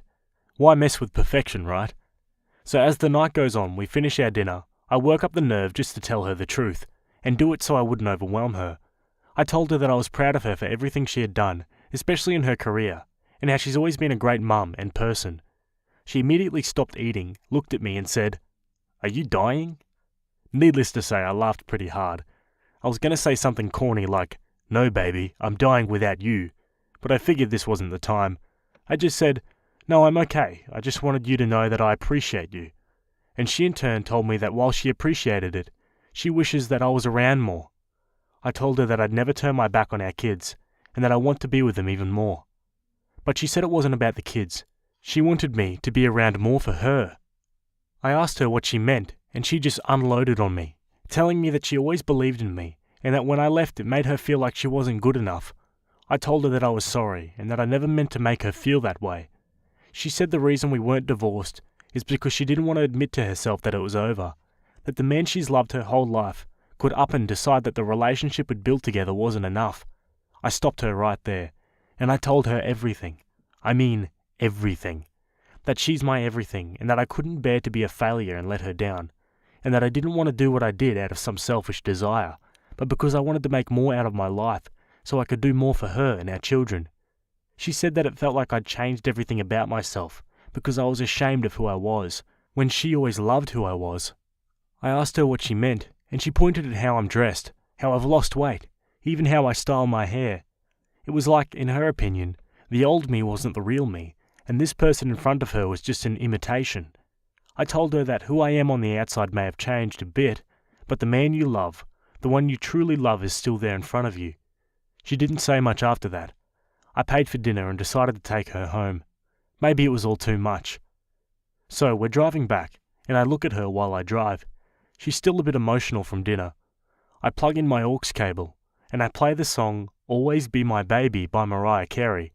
She loves that song so much, I must have heard it 1,000,000 times, and I start to sing it to her. The chorus goes, "You will always be a part of me, and I'm part of you indefinitely. Boy, don't you know you can't escape me?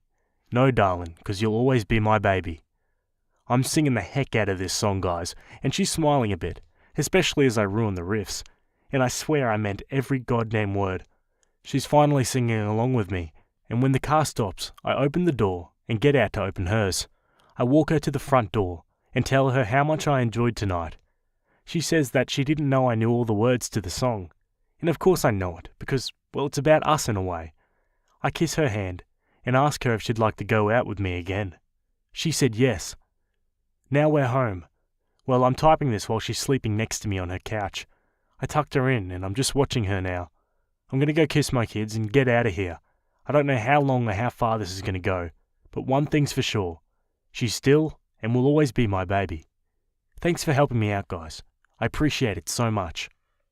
Oh wow, looks like it's all turning out well for OP here. Let's jump to another update.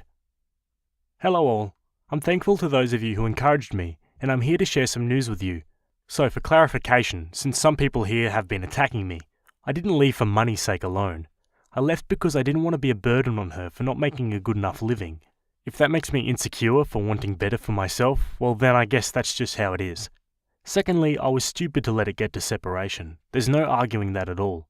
But you know what? I can see now even clearer than before that she's the one for me. Since my last update, we've gone out a few more times, and now we're thinking of telling our kids about us getting back together. Her parents know, and my mum does too. Truth is, since that first date, I haven't come back down. I feel like it's going to work this time, and I'll be damned if I let it slip away from me again. So I'm going to talk to my kids about it. I'll update you guys again if that's what you want. If not, well, it's been my pleasure. And now for one more update. Hello again to all you lovers and friends. So it's been a couple of months, and my girl and I have been going strong. Our kids have been informed, and they're taking it really well. Our friends, both individual and mutual, are very supportive of us getting back together. I'm most likely going to move in with her once I can sell my apartment, and I'm thinking of asking her if she wants to get married to me again. Down the road, not right now, obviously, but I'll keep you all posted. Okay, so that's the last update so far for that story. A bit of a feel-good one to start us off. I love that. Let me know what you guys think about this one, and we'll jump to our next story.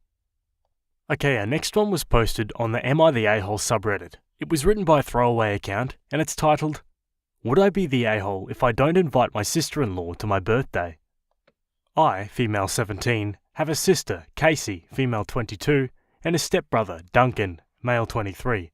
He is dating Sakura, female 23, and they had a baby at the start of January, a precious girl. Casey and I get along pretty well. She's a bit complicated, but she's a great sister and I love her. I was never really close with Duncan, as my sister didn't like him very much, and he also went to live abroad as soon as he turned 18. But he was always very nice with the both of us. Casey has always had self-esteem issues, since she was pretty young. Honestly, both of us are pretty normal looking, a bit on the chubby side. My sister has always had trouble with that, and would make fun of prettier girls talking about how they're probably stupid and stuff. The thing is, Sakura is a model, literally. You know those girls that you look at in a magazine and are like, dang, I wish I was her? That's literally Sakura, so my sister never liked her, although she's a really kind girl. She also had a wonderful pregnancy and a very easy baby, and I hate to use this term, but she bounced back extremely fast after pregnancy. A week in and she was in a bikini looking like a goddess with her new baby. My sister hates it. She hates her. She is super jealous and keeps on talking about how it's unfair that girls like Sakura have everything easy, and my mum hates her because my sister hates her.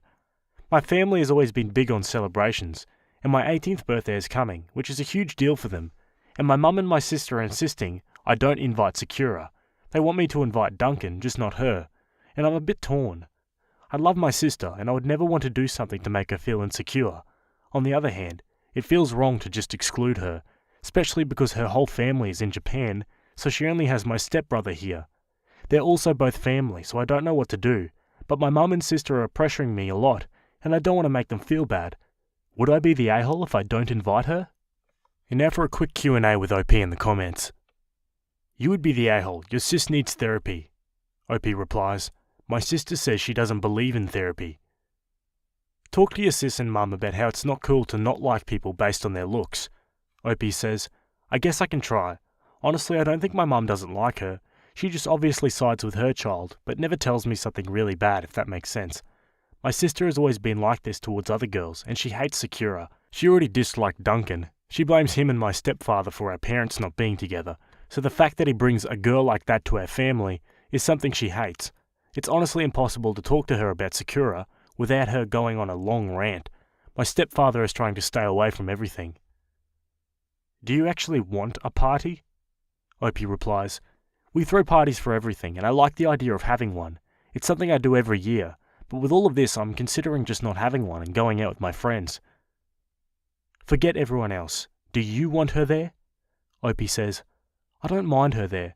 I'm not really close to her as I've never had the chance, but she is really nice and fun. I like her, so I have no problem with her being at my party. There's not much to the story. My sister has always had hatred for any girl she considers prettier, and my mum is the same. My stepdad always describes her as sweet, and I guess it fits her. Whenever she did come around, she would bring flowers or a dessert. She's the type of person that makes sure everyone feels included. Do you want to be the one to cut your stepbrother off? Because that's what is going to happen. Opie replies, I'm scared about going against my mum and sister, but it looks like I have not much of a choice. They, especially my sister, do and say lots of stuff I don't agree with, but I can never bring myself to say much, and my sister doesn't think she's in the wrong. I don't know if that causes me harm though. And now for the verdict. You would be the a-hole. Your sister needs therapy. Her insecurities will end up killing your relationship with your stepbrother and the baby, not just your sister-in-law. Your sister-in-law has done nothing to deserve this. You would be the a-hole. You seem like a person who is absolutely not a jerk, and this can be a moment to prove that and do what's right. I'm sorry your sister is insecure and your mother enables the resulting poor behaviour, but Sakura is not at fault, and has done nothing to deserve this snub, and you seem to know that as well. You know what's right, and I hope your sister is able to work through her insecurities. You would be the a-hole. She hasn't done anything to justify being excluded, and you have no reason to destroy your relationship with her. If you can't invite her, don't have a family birthday party. Yeah, there seems to be a lot of uncalled for hate within the family, all stemming from insecurities. Anyway, let's go to the update. Forgot I had posted this, figured I could update. To make it short, things didn't go well at all, and I'm not talking to my sister. I ended up throwing the party. It was like this barbecue thing with friends and family. I had a private talk with Casey and my mum beforehand to ask them to please not say anything mean. So yes, I ended up inviting both Duncan and Sakura, and baby.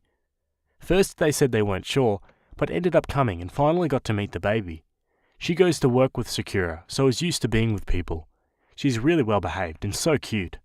Everyone was all over them, which was okay by me to be honest. Obviously my sister and my mum couldn't shut up. They wouldn't say anything in front of her, but at first it was making fun of the baby's name. It's such a short and cute name, nothing weird or embarrassing. Then about how weird it was that Duncan was doing girl things, which was literally changing diapers and carrying those purses with stuff the baby needs. Then it was the same mean comments about Sakura, and things got real awkward when people started asking about her job, and she mentioned a few photo shoots that week. Duncan wouldn't stop gushing about this big thing she was going to do soon too. It was cute, but both my mum and sister were fuming. I did try to stop them whenever I heard, but I was also in my party talking with everyone. Everything went south when we were in the kitchen, and my sister made a disgusting comment to my mum, saying something like the baby was going to be pretty but stupid like Sakura. I can't remember the exact words, but basically that. And I'm sure Sakura heard. A few minutes later, Duncan came and told me that Sakura had a stomachache, so they would leave. Didn't say anything else. I didn't say anything at the moment, but had a huge fight with both Casey and my mum after the party, and haven't been talking to Casey since then. I still live with my mum. It sucks because Casey is my sister after all, and I frickin' miss her, but that was so disgusting. I don't know what will happen. I really don't, and I hate it. I did try to bring it up on a call with Duncan once, but he said I don't need to say anything. They're both okay with me though, as far as I know. They also didn't say anything to anyone, so yeah, that's all I guess. Alrighty folks, so that's the end of that story. Let me know what you think of it in the comments. Honestly, that sister sounds like a horrible person. She needs to get over herself. Either way, let me know, and we'll go to our next story. Okay, our next one was written on relationship advice. It was written by a throwaway account, and it's titled, My Parents Don't Like Me Having a Relationship with My Ex's Kids. My ex and I were married for 4 years, and we got divorced 2 years ago. She had 2 children from a previous relationship, a girl and a boy aged 9 and 8, when we got married. I loved them like my own, and got pretty close to them in my marriage. I was the first stable father figure they had. My parents never liked my ex. They didn't like that she was older and had kids. They told me that I was young, and should want to start my own family. I ignored them and married her. We got divorced because we fell out of love. Our divorce was amicable and I still talk to my ex sometimes, but I've maintained a good relationship with her children, and I love them. They're 15 and 14 now and stay with me some weekends. I go to their school for sporting events. They like me very much and my ex never objected to any of it. My parents have been grumbling about how I wasn't their father ever since I got divorced. They keep telling me that they're not my responsibility. I've started seeing someone recently and my parents told me that I should stop seeing the kids. Even a couple of my friends told me that I shouldn't be the father of my ex's children. I didn't know that having a relationship with your ex's children is looked down upon. How should I deal with this? Let's look at the comments. Tell them to mind their own business. WTF? Ignore the haters. This is lovely and it demonstrates who in this story is a good person who cares about others, and it demonstrates who are small-minded, selfish people. I don't like religious connotations on society, but Catholics might have a good idea when it comes to godparents. You were a part of their life, and it wouldn't be weird to be a godparent. That would be someone who can be unrelated, who has a significant impact on the child's life. It wouldn't even be weird once you had your own kids. I get that without the religious connotation there isn't really an equivalent role, but you and your ex should talk about labels or roles that you could fill, especially as she decides to date, and you could be in competition there as well. Having a non-parent role defined might relieve tension. Yeah, I kind of like that last comment. That seems to be a pretty good idea to compromise. Anyway, let's go to the update. After I made the previous post, I spoke with my ex about the issue. She said that she was happy that I kept in touch with her children. She also said that her children were always eager to spend time with me, and that my presence rectified her regret of not having a father to her kids. We decided I would be her children's godparent. When I told my parents about it, they were furious. I told them clearly that it was my decision, and that they had no part in it. I also told them that I would stop talking to them if they kept pushing it. My girlfriend supported my decision as well. I want to thank the person who gave me the godparent idea, and all the people who replied to the previous post. Thank you. Alrighty folks, so there you go. So we ended up going with the godparent idea. I thought it was a pretty good idea as well. What did you guys think? Let me know in the comments. And also, what are those parents doing, thinking they can have a say on whether or not their son can see his ex's kids? Like really, only the mother should have a say in regards to that.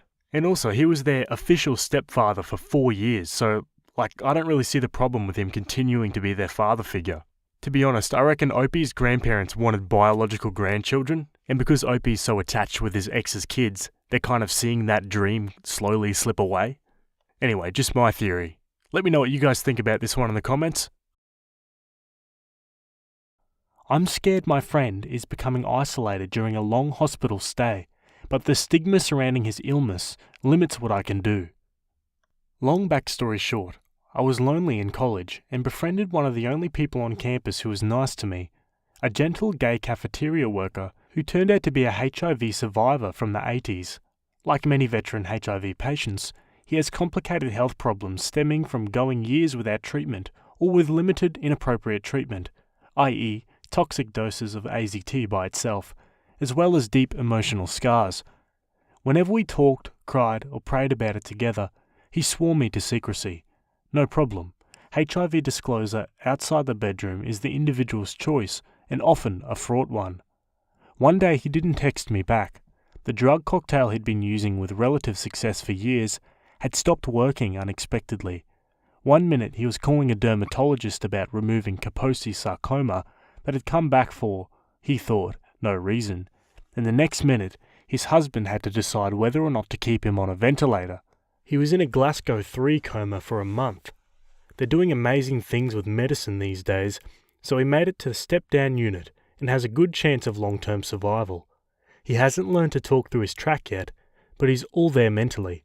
He recognises familiar people, nods and shakes, smiles and grimaces, mouths words, attempts to charm the physical therapist out of making him do things, and has intact television preferences. However, the nature and extent of his complications mean he's facing a long recovery, permanent status as an AIDS patient, and possibly disability or reduced quality of life. I visit him in the hospital every weekday, when it's convenient for me, but not his husband or sister-in-law. I give pep talks and bring cards and gifts. I'm going a little broke. My level of dedication increased when I discovered that I'm truly one of the only people who knows he's sick, and therefore one of the only people who's visiting. Don't tell anyone I'm sick is an easy request until you walk into someone's hospital room and find them alone with no new cards. His sister-in-law and extremely stressed husband tell me to keep doing what I'm doing, but I feel like I can't provide the level of rallying around my friend needs by myself. The doctors and nurses agree. They know the signs of depression in non-verbal patients, and have prescribed antidepressants. They practically cheer when I walk through the door. I just feel so stymied by my inability to call in reinforcements. GoFundMe? Out of question. R/random acts of cards? In my dreams. Inviting friends and volunteers to come visit him without telling them what's actually wrong? Alas, he has a very specific look, which I'm told Americans over 35, plus anyone who's been on missions to Africa, can recognise instantly. Every door I approach here seems to have a sign on it reading, "Screw you, it's AIDS." This guy has so many friends and acquaintances in regular life, yet he's so lonely. It's horrible, but I can't out him. I don't want his first post-coma words to be, "Did that bee tell people I have HIV?" I feel boxed in, I don't know what to do. Any kind of advice, Reddit? Gee, I really don't know here. I think the best thing that OP could probably do is just keep doing what they're doing and respect his wishes and continue to keep it a secret. I don't know, what would you guys do? Let me know. Let's look at the comments. Unfortunately, I think you have to respect his wishes right now. Check in with him about telling mutual friends that he's in the hospital and could use support, but doesn't want visitors. Maybe people can up their texting and meme sending. Also, don't go broke. Being there for someone who's long-term sick is a marathon, as you know. Make sure you're taking care of yourself too, especially in basic ways like making sure you can pay your bills. Lots of love to you all. Have you talked with your friend's husband about this? What does he think of the requirement to maintain secrecy? What does he think of your friend's or his husband's depression? It may be worth noting that the stigma of HIV and AIDS seems to be lessening in younger generations, as many younger LGBT folks view his generation of AIDS patients more as martyrs who are betrayed by society, rather than as people who are vectors of illness. This of course isn't universal, but talking with him about this might help. Also, make sure you are getting the support you need. There's something called caregiver's fatigue, where the person helping a sick person can burn out. You need to put on your own oxygen mask before helping the people around you. If you're not keeping your own health in mind, you won't be able to help him. So make sure you're seeing your own friends or family or a therapist, or getting some time to yourself as appropriate for you. Depending on where you live and whether or not you think this would be okay with him, have you considered reaching out to an LGBT organisation in your area? Even if you give them no info about him other than isolated gay man in the hospital, I bet they would be delighted to make some homemade cards for him, if you think he'd be okay with it. They'd probably even have some people who would come visit just to say hello. Personally, I would love to do something like that. A lot of LGBT people are dying to connect intergenerationally, but find it difficult. If he's super involved in his local org, I can see how this would be a non-starter, but I thought I would mention. Thank you for connecting with him and visiting him. You're being a great friend. Good luck. I hope he gets well soon. Alrighty, let's jump to the update. In the original post, I described the predicament of my dear friend, a 30-year HIV survivor who suffered massive inexplicable treatment failure and was alone all day in the hospital because his husband was at work and had kept his condition a secret. I also described my quixotic effort to become his one-woman T-cell cheerleading squad. I'm sorry to report that my friend has died. After all that could be done was done, he went home and passed away surrounded by his loved ones. His suffering is over. That's supposed to be the important thing. In the original post, I avoided talking about the suffering, how his intestines had filled with abscesses and bacterial films and Kaposi sarcoma and God knows what else to the point where he vomited fecal matter, how he weighed less than 80 pounds and had a bedsore that showed bone, how the virus had invaded his brain in a way that might have condemned him to Alzheimer's-like deterioration had he lived, even with the newest and best drugs. He'd stolen 3 decades from HIV and that idiot was out for revenge. Call me a sweet summer millennial child if you like, but it was the worst thing I've ever seen. Nonetheless, I'd be lying if I said I was taking his death well. I'm writing this from inside the pillow fort of grief I built in my living room. Redditors have no way of knowing, but he was a wonderful, special person. I opened my heart to him for a reason. The world is a worse place without him. I'm grateful for the advice of some of those who commented on the original post. I did ease up on the presents. When I visited the hospital, I focused on just spending time with him. We watched a lot of HGTV, and I would try to make him laugh by making fun of the questionable taste and skewed priorities of the couples on House Hunters. I held his hand, brushed his hair, stuff like that. The last time I saw him, I told him I loved him and kissed him on the forehead. He could speak faintly at that point. He said, "You're so good to me." You probably have no idea what that meant. I've always thought of myself as a robot and a moral failure, and he knew it. He was the gift giver in the end. On socials, his husband is maintaining that he died of freak complications from routine surgery. I wish I could tell him that he didn't have to do this, but this very week an authority figure in town went viral for a deranged homophobic rant in which he said, among other terrible things, that AIDS was God's punishment. I feel like I'm trapped in an 80s time warp, but minus all the fun parts with the synth music and crazy fashion. I don't know what happens now. Clinical depression, volunteer work, befriending the husband? There's a big old void right in the middle of my life. It's the price you pay for caring sometimes. Wow, so there you have it, guys. That's the end of that one. Quite melancholic in the end there, but reassuring to know that he passed away surrounded by loved ones. But yeah, it's still crazy to think that in this day and age, people are still scared to be honest about these things. I feel like the stigma definitely is less than what it was. And personally, I don't know anyone who would take offense by hearing that someone has AIDS or would refuse to rally around someone who's sick in that regard. Like, that's just a silly notion. Anyway, that's just me. Let me know what you guys think about this one in the comments, and we'll move to our next story.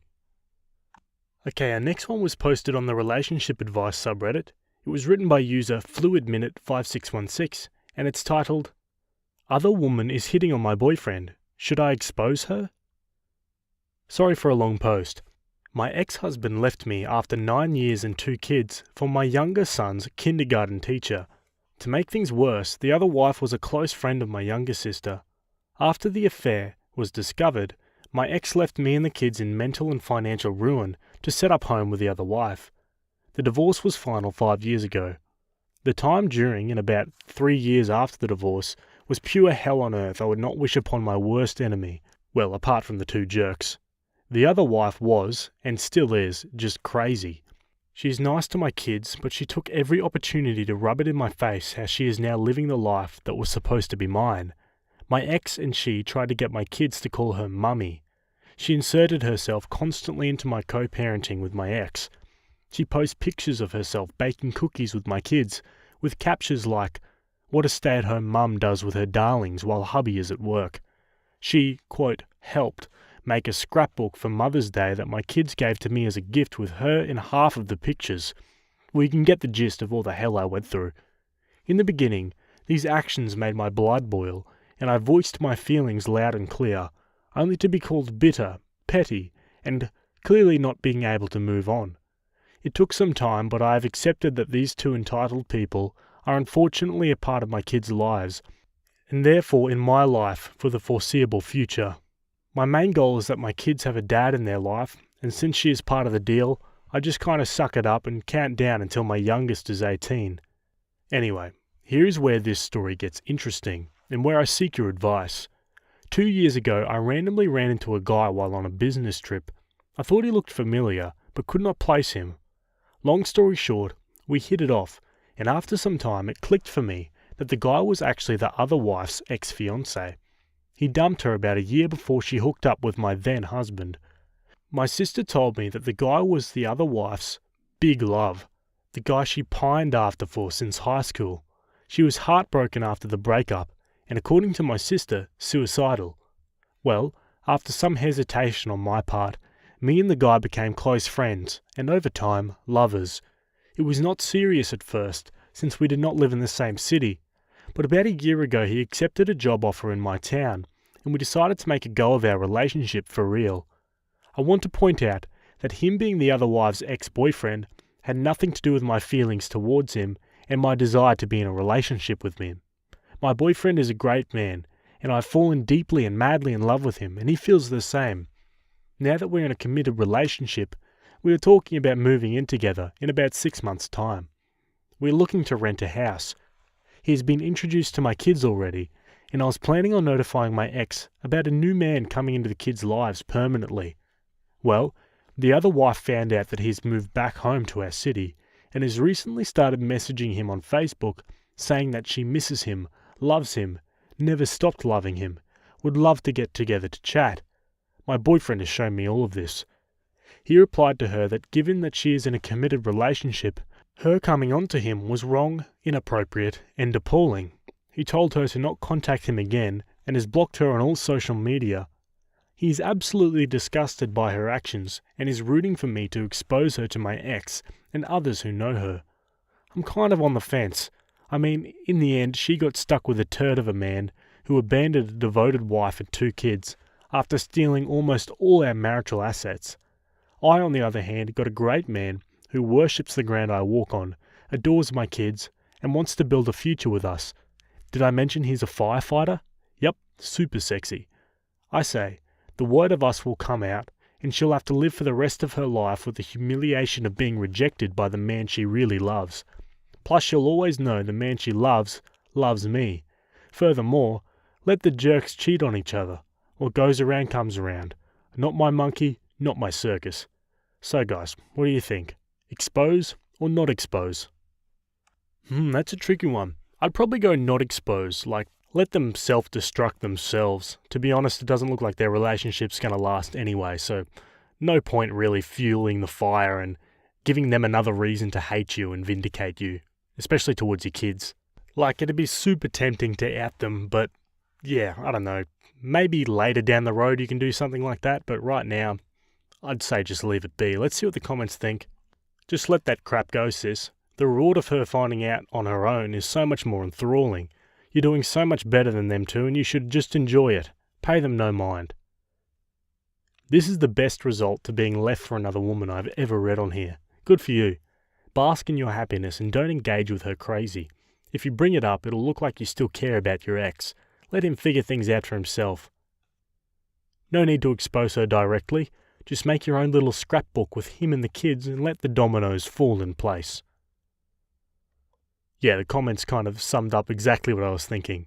What would you guys think? Let me know in the comments. Would you do something differently? Anyway, let's go to the update. First, a semi-update on the same post.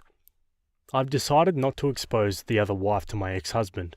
Knowing these 2 jerks being capable of anything, I would not put it past her to spin the story somehow.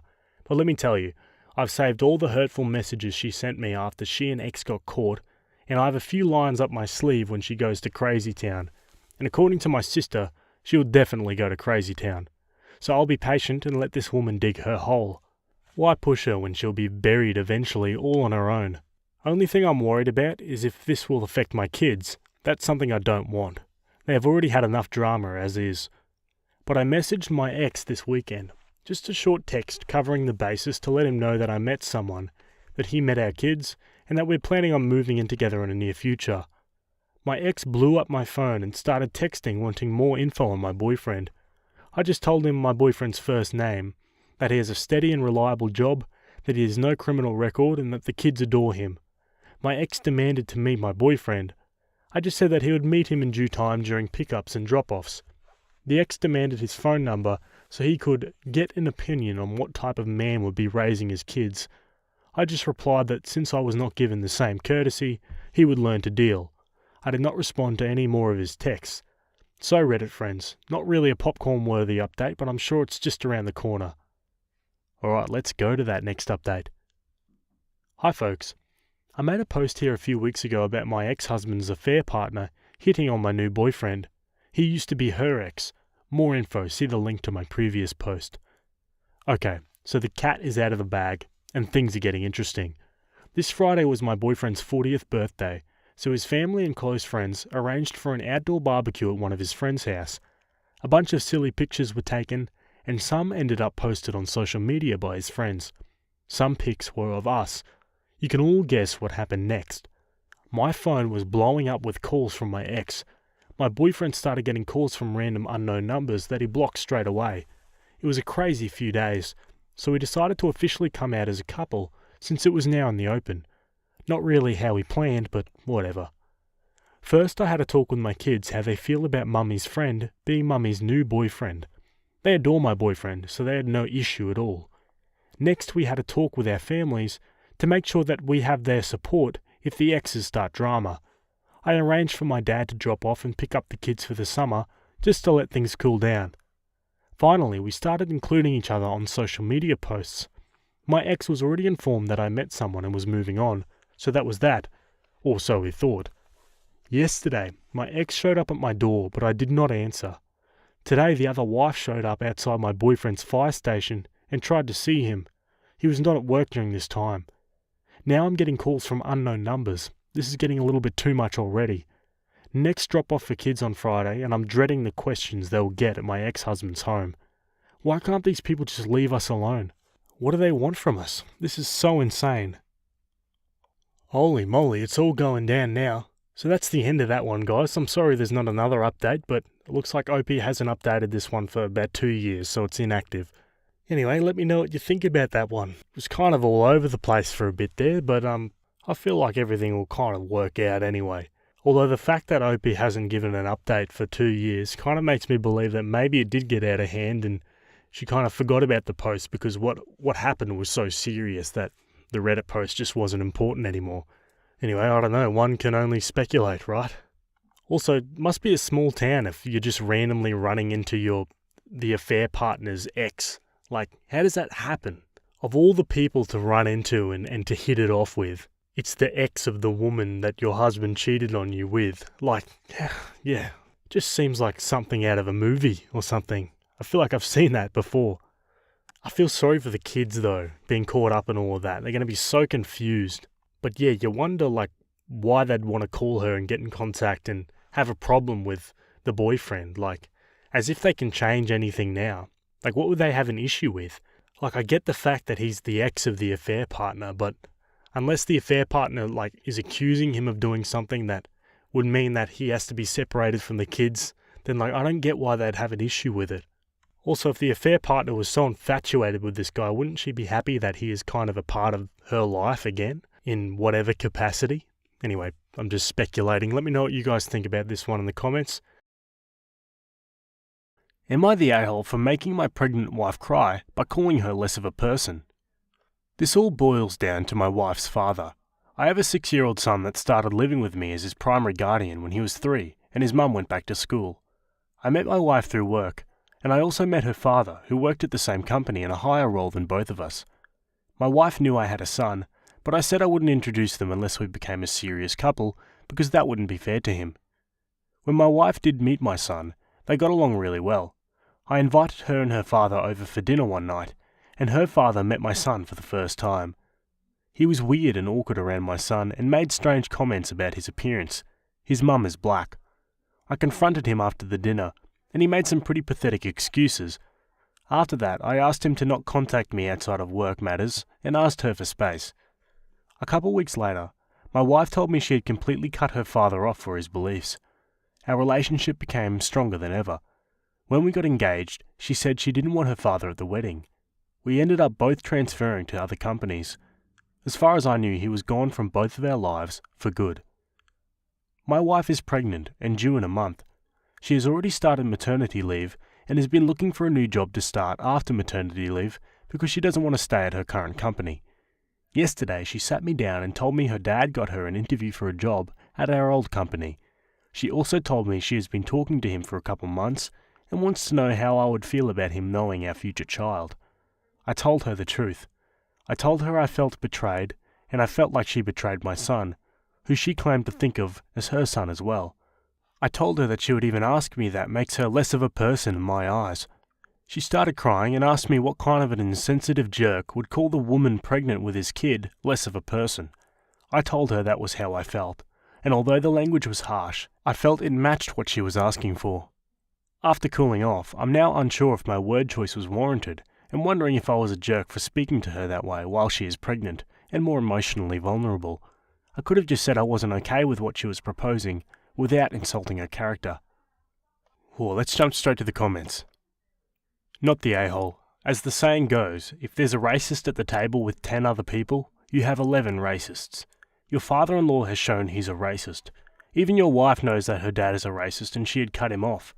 Your father-in-law has not made any demonstration of repentance, yet your wife wants to invite that toxic presence into your home where it can poison your eldest child. What did she expect you to do and say? You're right that your words were harsh, but harsh was appropriate. It takes a lesser person to want to invite toxicity into the home, and that's what your wife did. She is the one who needs to apologise for even the suggestion of her father coming back into your personal lives. That she's pregnant is not an excuse for the extreme breach of trust she committed. Edit. Some people are claiming that you're just as bad as your father-in-law. That's incorrect. Your father-in-law is a racist. You are opposing racism and keeping it out of your personal space. There is no moral equivalence. Everyone in these comments saying you're the a-hole have obviously never gone through a similar situation. You didn't call her less of a person, you said you saw her as less, meaning the view you had of her before, you see her as a lesser standard now. She betrayed your trust. She didn't communicate with you until she had already followed through. You're not the a-hole in my opinion. Not the a-hole. I was expecting to be calling you a jerk for the title, but your father-in-law is racist AF. Racism is a non-negotiable. Your wife is willing to tolerate it because while she gets it in theory, she doesn't really. I look 100% white, but I'm not. My oldest daughter does not look white, and she is not my husband's biological child.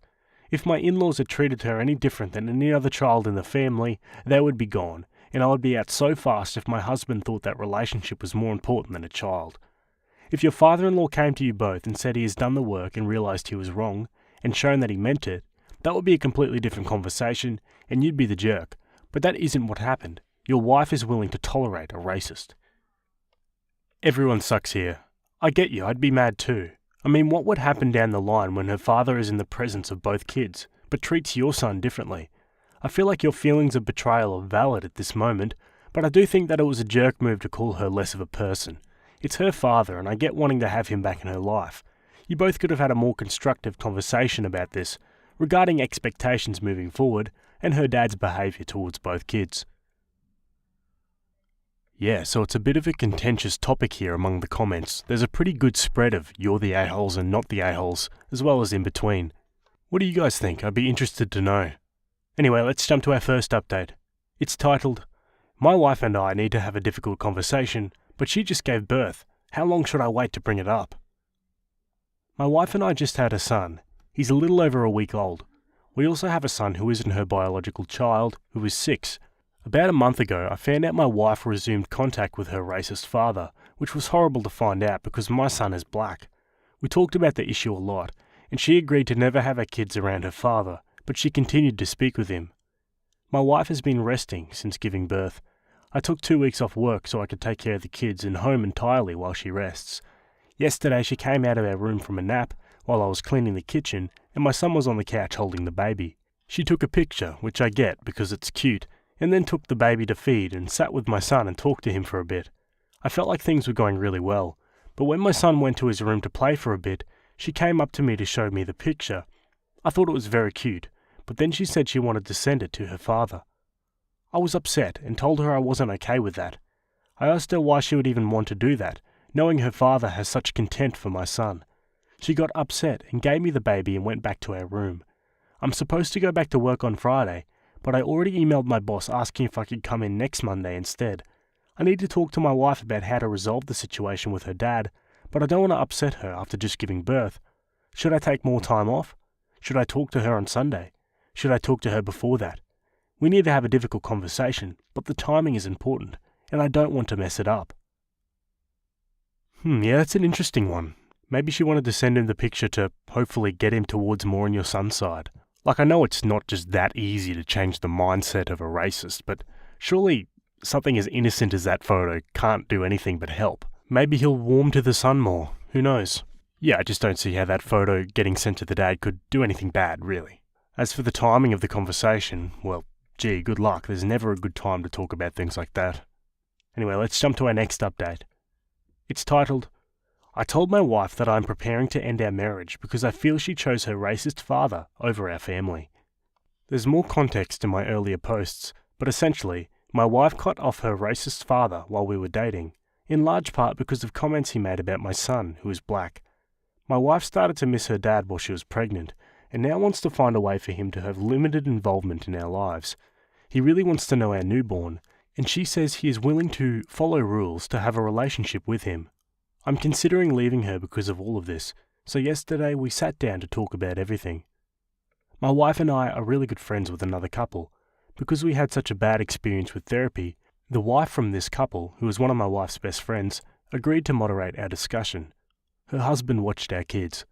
I laid it all out on the table, that I would never accept her father and would do everything possible to protect my kids from her father, that I would never allow him near my older son and would do everything possible to keep him away from the baby as well. My wife asked if I was planning on leaving her, and I said I was preparing myself emotionally for that possibility. My wife said that no one else in her family wants anything to do with her except for her father, that they have all cut her off. She says she really wants our baby to know someone from her family. I asked if that was worth the cost that came with it, and she said no, but that she wished I would try to understand. I said I wasn't capable of understanding wanting someone like that in our child's life. She said her father was from a different time and grew up hearing really nasty things about black people, and it isn't his fault. I said I honestly didn't care and was sorry if that made me a bad person. I said, I married you, not your dad. If I knew it was a package deal, I wouldn't have married you. Our friend interjected at that point and said we needed to focus on solutions and a plan forward. My wife said she would continue to talk to her father, but not send him any pictures or information of or about the kids. This is a fair compromise. The thing is, though, I don't believe her anymore.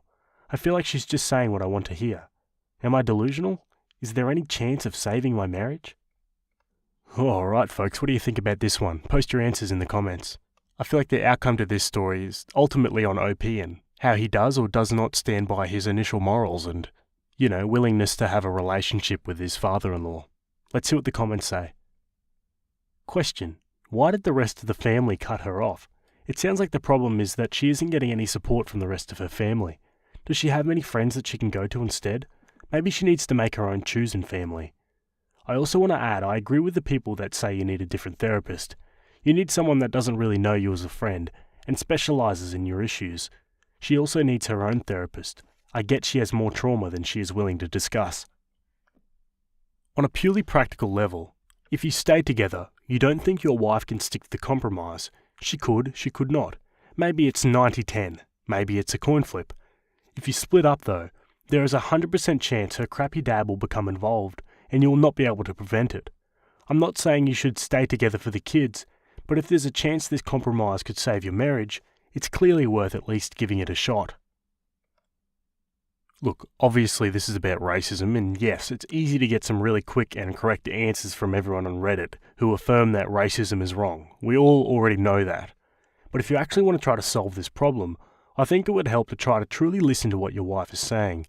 From what I can see in this post, she's not actually saying, I want a relationship with my racist dad. What I hear her actually saying is, my entire family has cut me off, and I feel scared and lonely, and I'm desperately searching for a support system, even from horrible, toxic, racist people. If you actually want to solve this, you're going to have to solve the underlying problem. The underlying problem is not, quote, my wife wants a relationship with a racist, because at a deeper level, that's not what she really wants. The deeper problem is that she wants a relationship with family. You just happen to be extremely unlucky that her family is horrible and racist. If you want to actually solve this problem, it's not enough for you to be right. Because yeah, you're right, her dad is a racist piece of crap, but as you can see, that doesn't solve the problem. To solve the problem, you have to listen with an open heart to what your wife is actually struggling with. She needs to have an open mind and be open to solving this problem in ways that aren't specifically about having contact with her dad. The two of you will need to come up with a way for her to feel more connected and supported and loved by family, hopefully non-racist family. I don't know how to do this exactly, but try thinking outside the box you've both painted yourselves into with fear. Maybe she can explore these feelings of loss and loneliness in other ways. Are there other people she could try to reconnect with, even if it seems like a long shot?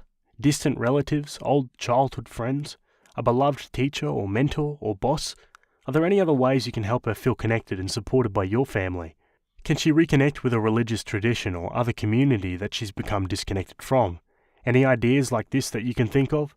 I think this kind of creative problem solving is the only chance you might have of getting out of this with your marriage intact, if that's what you want. Wow, yeah, I think that comment was spot on. I'm interested to see what OP does now.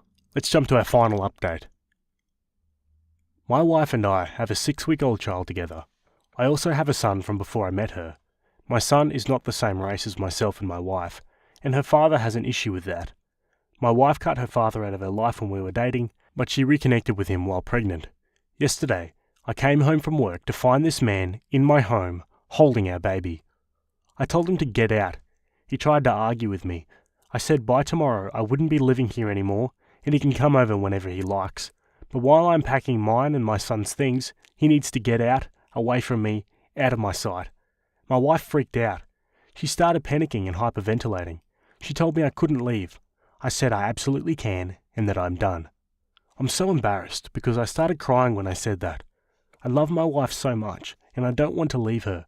I had tears and snot all over my face and my wife's dad started making fun of me. I yelled at him to get out and she started yelling at him to get out too. I found my son hiding in his room. She tried to come in and talk to me, but I locked the door. My wife begged me to stay, but I ignored her. I could tell my son was scared. I packed up his essentials and took him to my car. My wife followed me, carrying the baby. She told me I couldn't leave, but I said I had to get my son out of that environment. She said I had to take the baby then, as proof I would come back. Baby was crying at this point, but I got him buckled into the carrier and drove off. I took my son to where his mum lives with her mother. My son's mum wasn't there, but her mum was. I said I had a family emergency, and she happily agreed to watch her grandson until his mum came home from class. I then took the baby back home. They only live an hour away, so I was only gone for 2.5 hours. When I got home, my wife was in a state. I was scared for her. I went inside and said I wasn't leaving the residence because I was worried about the baby, but our relationship is over. She lost it completely. I took the baby on a walk to the store and then came back. She'd calmed down somewhat from sheer exhaustion. She told me I couldn't leave her. I said I wasn't leaving physically yet, but it's over. I've never felt so empty before. I miss my wife even though she's right in the other room. I miss my son even though I FaceTimed him twice since dropping him off. I'm so angry at my wife. I'm worried this will impact my custody agreement with my son's mother. I'm sad that the person I thought was the love of my life isn't who I thought she was. I'm scared for our baby, being exposed to all of this stress and negativity. I feel like this is all my fault, like I should have seen it coming. I should have found a way to prevent this. Okay folks, so that's the last update to that one. Man, a bit of a depressing end. I was hoping it wouldn't go that way, but ultimately it did. I feel sorry for the kids, particularly the older one. He's making all these negative core memories really early in life. Although I can't help but think there's some information left out of this story. Like, why doesn't the rest of the wife's family want to see her? Like, why have they cut her off? He never really explained that. Ultimately, I think Opie did the right thing, although it's hard to see that through all the smoke of this mess, you know. Either way, give me your thoughts about this one in the comments and we'll jump to our next story. Alrighty, we're going to stay on the same subreddit. This one was posted by user ecstaticrap5947 and it's titled, "Am I the a-hole for not telling the nurse at my niece's school about my profession? I, 29 female, was supposed to pick up my niece, Sophie, 7 female, from elementary school and spend a day with her. It was all mentioned before to the school and I've picked her up a few times before. Sophie was running towards me, but unfortunately she tripped and fell down. Her knee was bruised and she started crying like crazy. I took her to the nurse's office immediately. The nurse was in her early 20s and helped Sophie with cleaning up her wound and dressing. I tell my niece a lot about my line of work, so she asked if she was going to need stitches. If so, how many and what kind, etc. The nurse was impressed. She showed Sophie a few items of equipment she had and asked if Sophie wanted to be a nurse like her. Sophie said no, she wanted to be a doctor like her aunt, aka me. The nurse got a bit upset and asked me why I didn't say anything about this. I was honestly confused. I was like, why would I need to even mention it? I even threw in a compliment saying she was quite good at her job and I enjoyed witnessing a professional at work. She said I was being too generous with my comments. I told her I was being honest and thanked her for taking care of Sophie's knee. Right when Sophie and I were leaving, she said she'd never be able to guess my line of work correctly because I look better than most of my colleagues. I thanked her again and said I appreciated her help. She said I still owed her for not telling her my job and that it felt like I was testing her or deliberately trying to see how she was doing. I apologized and said that was not what I meant and that I knew she was more than capable of doing her job well. She said maybe I could find a way to make it up to her properly and I was like, sure, but Sophie and I need to go now. I don't know if I was rude, but this had me thinking, should I have told her about my job? Let's jump to the comments. Lol, she's flirting hard and you're oblivious. Not the a-hole. By the way, are you sure she wasn't hitting on you? I mean, she'd never be able to guess my line of work correctly because I look better than most of my colleagues, and maybe I could find a way to make it up to her properly. Sounds more like hitting on you than being upset with you. The a-hole? Absolutely not, lol. Oblivious to her flirting with you? 100%. We've all been there, right? Someone flirting with you hard and then you don't realise until hours after the fact. You're lying in bed awake, cursing yourself for not doing anything about it. Yeah, we've all been there. Let's go to the update. First of all, thanks for your lovely comments on my original post. I appreciate every single one, and I would like to thank everyone who took the time to give their input on the situation.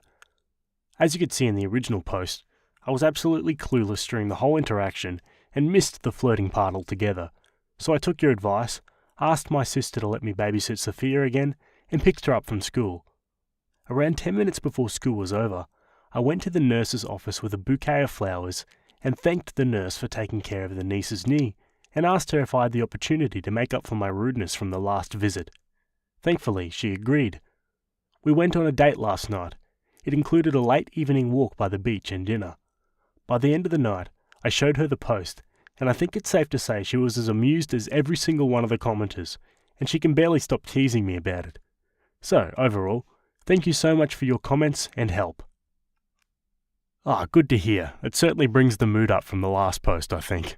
And yeah, great to see that Opie didn't back out and came back with a bouquet of flowers. That's a pretty bold first move, to be honest.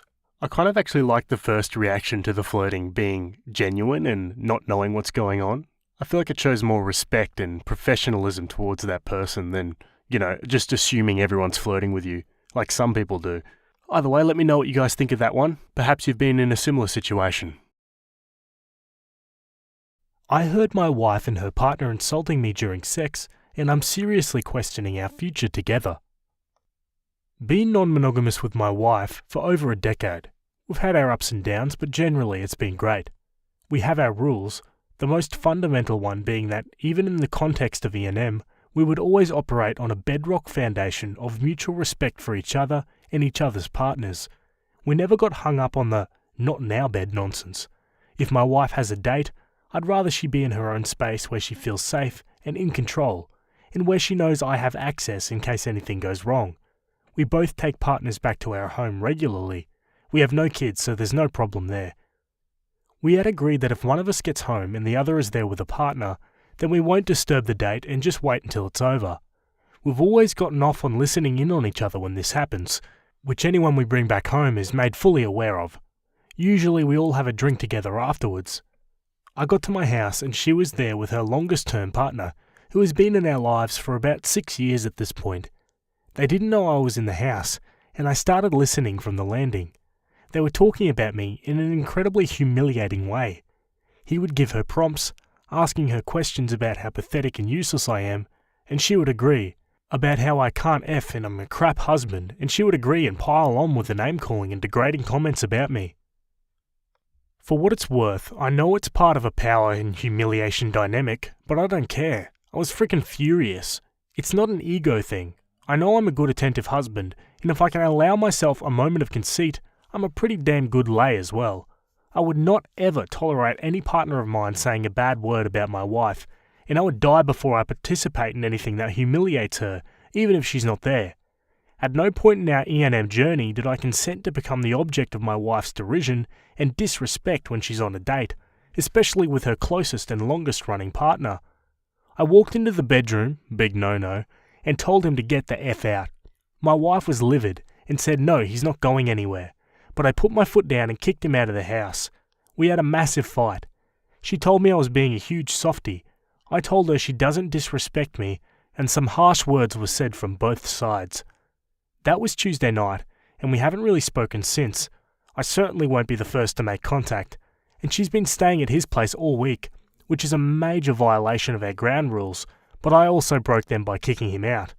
For 13 years I've worshipped the ground she walks on, and I refuse to accept the way they talk about me, even in the heat of the moment. It's not right, and I won't stand for it. It's really put the future of our marriage into question, because I won't move forward with him still in the picture, and that will cause a volcanic amount of friction. She really likes him and has known him for almost half the time she's known me.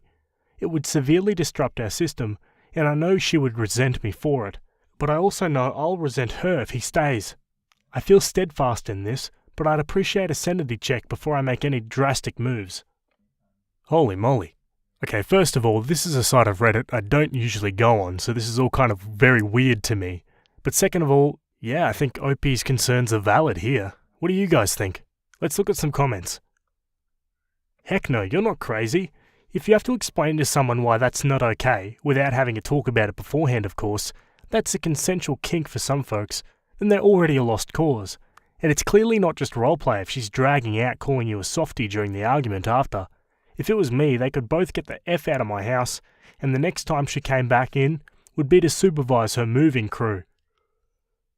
It's wild to me that some people here have the opinion that what they said is fine and dandy, because you didn't specifically make it known that you're not okay with your wife and her partner saying degrading crap about you while they're effing.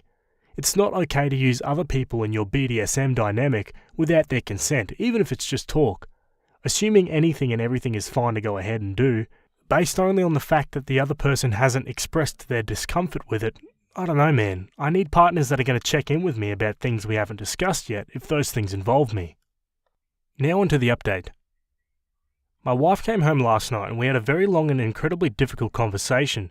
She texted me yesterday and asked if it was okay with me if she came home after work. I said it's her home too, and that I'd been waiting for her for 3 days. There's no way I could go through everything that was said, so I'll just summarise what I feel were my biggest takeaways. Basically, there was some good and some bad, and we're taking baby steps on cracking the ice. As soon as she walked in the door and saw me, she broke down and started apologising. For what they said, for what she said afterwards, and for leaving, all of it. The crap talk about me has been going on for nearly 2 years. Started around the time COVID lockdowns were relaxing, so we could see friends with benefits again. She had told him she'd missed him during sex the first time they met back up.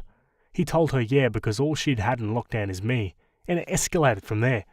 They don't do it regularly, just from time to time, and that she was mortified I'd heard it. She said she never means any of that stuff, but it turns him on and the sex is better as a result. Dude has his own major insecurities apparently, and she's taken it upon herself to make him feel more like a man, and she never thought I'd ever hear or be hurt by it. The way she phrased it was that when they crap talk like that, it pretty much tends to be around stuff that he doesn't feel he measures up about, and she always knows it's false and has never spoken a bad word about me outside that headspace. Her initial burst of anger when I barged in the bedroom, she says, came from a place of extreme embarrassment and shame. I should note that while we do get off on listening, we never watch each other. We've tried a few times, but there's something about the visual that rubbed us both the wrong way, so we stopped. So for her, when I walked in, it was kind of like a parent busting in on you masturbating to some effed up porn. It is also true that when I walked in, he did have her in a very vulnerable position, performing a humiliating sex act on her, so I see how that could have made her erupt in shame. Upon reflection, it may also be possible that seeing her in that compromised position added to my own anger in that moment as well. She was also feeling embarrassed on behalf of the guy, that she wasn't able to provide a safe place for him, and blamed me in the moment for embarrassing them both. This also fueled her defensiveness afterwards and her refusal to back down or concede anything. I'd made her feel like a tramp, apparently. She apologised unreservedly for not acknowledging my feelings on the night and for not apologising straight away. She regrets the things she said during our big fight and that I was totally right to feel the way I did, and that she was just feeling humiliated and cornered, but that she knows I must have felt even worse. I asked her if she loves him. Of course not, she says. They have great sexual chemistry and she cares about him a lot, but they would never be compatible in real life, and not once has she ever contemplated the future with him. It somehow upset her that I would think that. However, she confessed that she has known for over a year that he has been in love with her since at least before the pandemic. He tells her frequently, but she never says it back.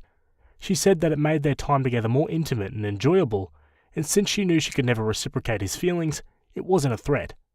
She made it clear to him plenty of times that a future between them wasn't on the cards. This part has been really difficult for me to process. She said they would stop that kind of talk going forward. I said not good enough, I want him out.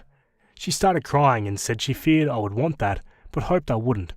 She asked if there's any way they might be able to continue. I said she could hang out with him all she wants, but she'd be doing it as a single woman. She cried, but she agreed to break things off. She asked if they can meet up one more time because they never got the chance to say bye. I agree on the condition that they leave me out of it, and that she makes it clear to him that this will be the last time they ever speak. Any further contact of any kind after that will be the end of us. I should also note that in our subsequent fight that night, at one point I did say something like, "Well, why don't you just F off to his place then?" in a rhetorical way that you sometimes do in a heated argument. And in a moment of pettiness, she said, "Fine, I will," and packed a bag and went. She spent the first night with him out of spite, but they did not have sex, and she would not have stayed any further nights except he went away for work, so she had his place to herself. Out of pride, she was holding out and waiting for me to make contact before coming back, just as I was. We had to take around a half-hour break when I told her I'd gone as far as making an appointment with an attorney for next week. She didn't handle that well at all, and had a severe panic attack. She said she never imagined that would ever be on the cards, and that she would have come home days ago if she thought I was even remotely thinking about it, that she can't imagine life without me. Finally, I asked her how I'm supposed to believe the things she's telling me, or if she's full of crap. She says she promises she's being truthful, and she's never broken a promise to me before, which is true.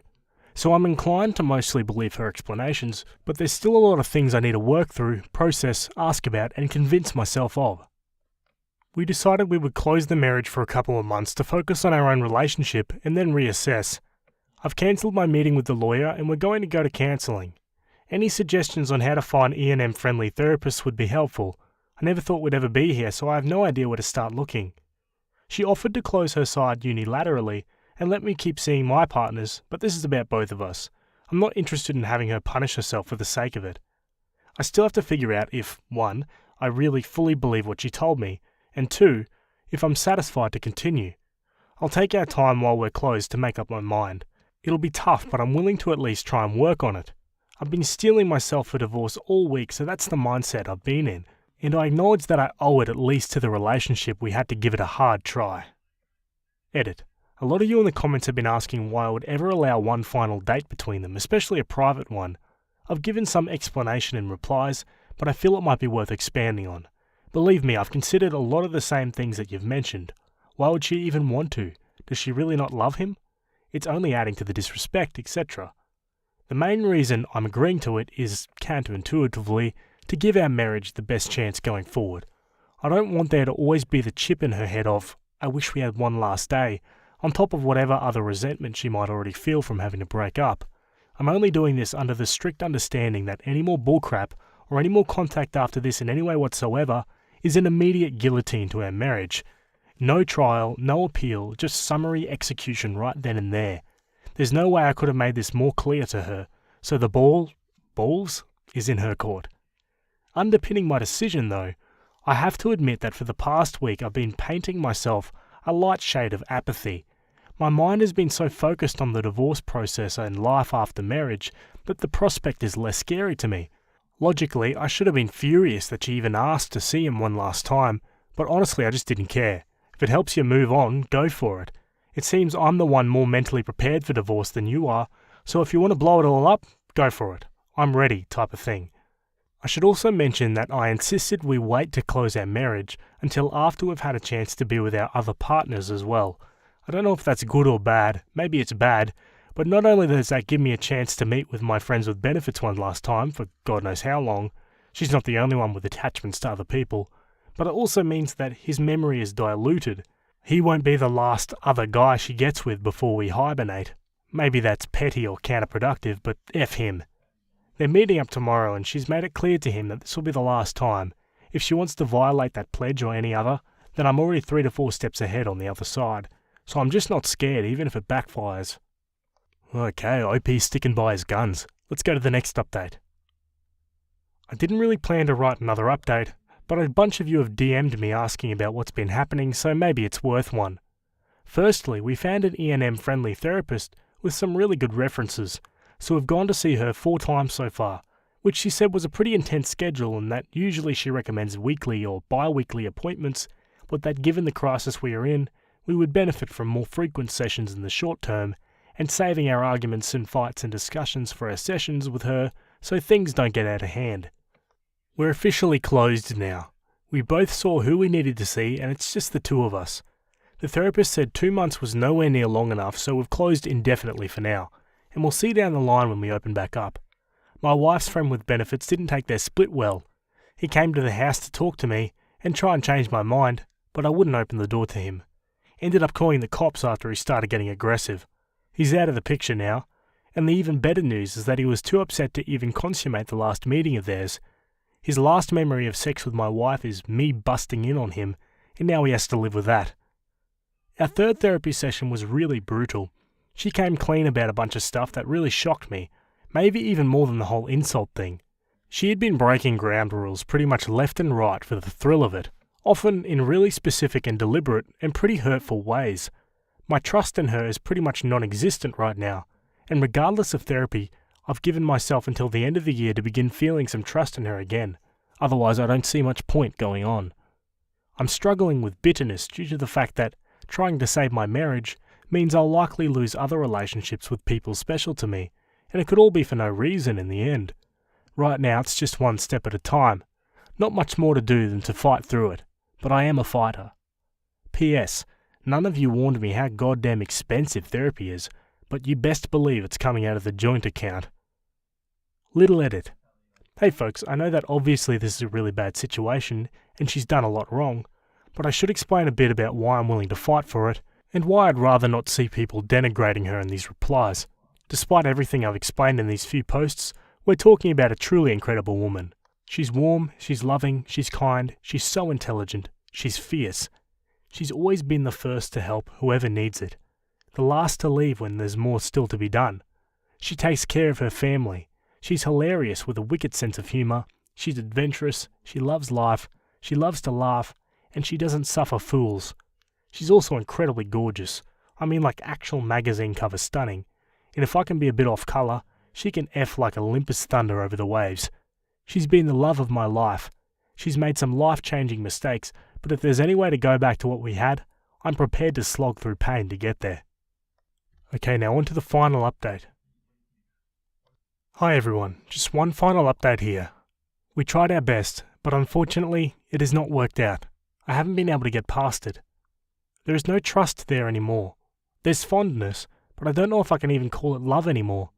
She's pretty devastated, which I don't take any pleasure in.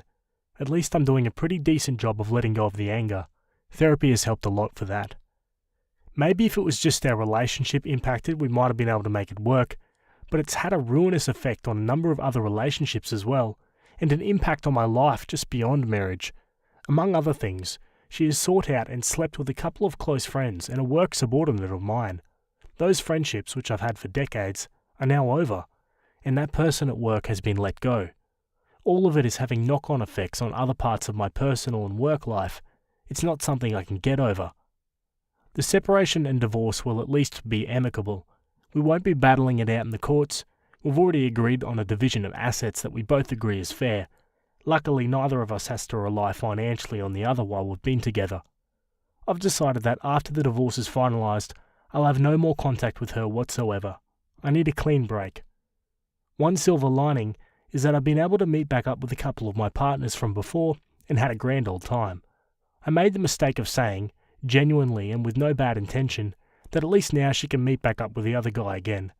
She didn't take that the way I meant it, and thought I was having a dig at her, and we had a big fight, but then it smoothed over. In any event, it's on to the next adventure now. May enjoy single life for a while. I've still got a good chunk of my youth left, and fortunately I still look like it. I'll take my wins whenever I can get them. I'm in mourning, but also excited about what life has in store. One major thing is that she never wanted to be a parent, and I did before we got married. The prospect of fatherhood is open to me again, and that's really life-affirming. Onwards and upwards. Alrighty folks, so that's the end of that story. Let me know what you think of it in the comments. Honestly, not surprising that it ended up like that. Personally, I think relationships like that are typically not sustainable and have a low kind of percentage of working. Throw in an issue like this and it's almost a certainty that it'll end one day. Either way, let me know what you guys think about this one, and we'll go to our last story for today. Okay, our next story was posted on the Am I the A-hole subreddit. It was written by user CarelessEvidence46, and it's titled, Am I the a-hole for having a surprise wedding at mine and my husband's engagement party? Background. My father, 66 male, suddenly passed away in February. It's been a big shock and adjustment for everyone. My now husband, 35 male, proposed on my, 33 female, birthday in March. He'd already talked to my mum and dad about it. I'm not a big fan of parties, so husband and I decided to do a small celebration for our engagement, have a nice meal at a fancy hotel, and everyone can dress up. The more we planned and the more we talked about it, we thought it would be fun to just get married. We've been together for coming up to 10 years. Neither of us wanted a big wedding, so we thought a small surprised wedding would suit us, especially with my dad passing away. I didn't want a traditional big white wedding. We invited 10 people, my mum, sister and her partner, his mum, dad, brother, his partner and daughter. We also invited our best friends, who are also in a relationship. All goes to plan. Everyone arrives, they're escorted into our reserved room where they see a sign saying "Welcome to the wedding of husband and OP." Everyone is surprised. Our officiant gets people in places. Husband and I walk in together, we get married, both mums sign the marriage certificate, and we go sit down for our meal. Everyone seemed happy at the time. People were laughing, saying they should have expected it. We had a photographer there to catch their reaction, ceremony, and posed pictures after. We went away locally for a small honeymoon. When we have gotten back, both my mum and his mum have pulled us aside separately to say they were disappointed in us, that we had taken away their opportunity to be with us when we chose a venue and did wedding planning stuff. They're both especially upset they never came wedding dress shopping with me, which I ironically didn't even do. I bought an emerald green 1950s bodycon pencil dress online. It was the first and only dress I tried on.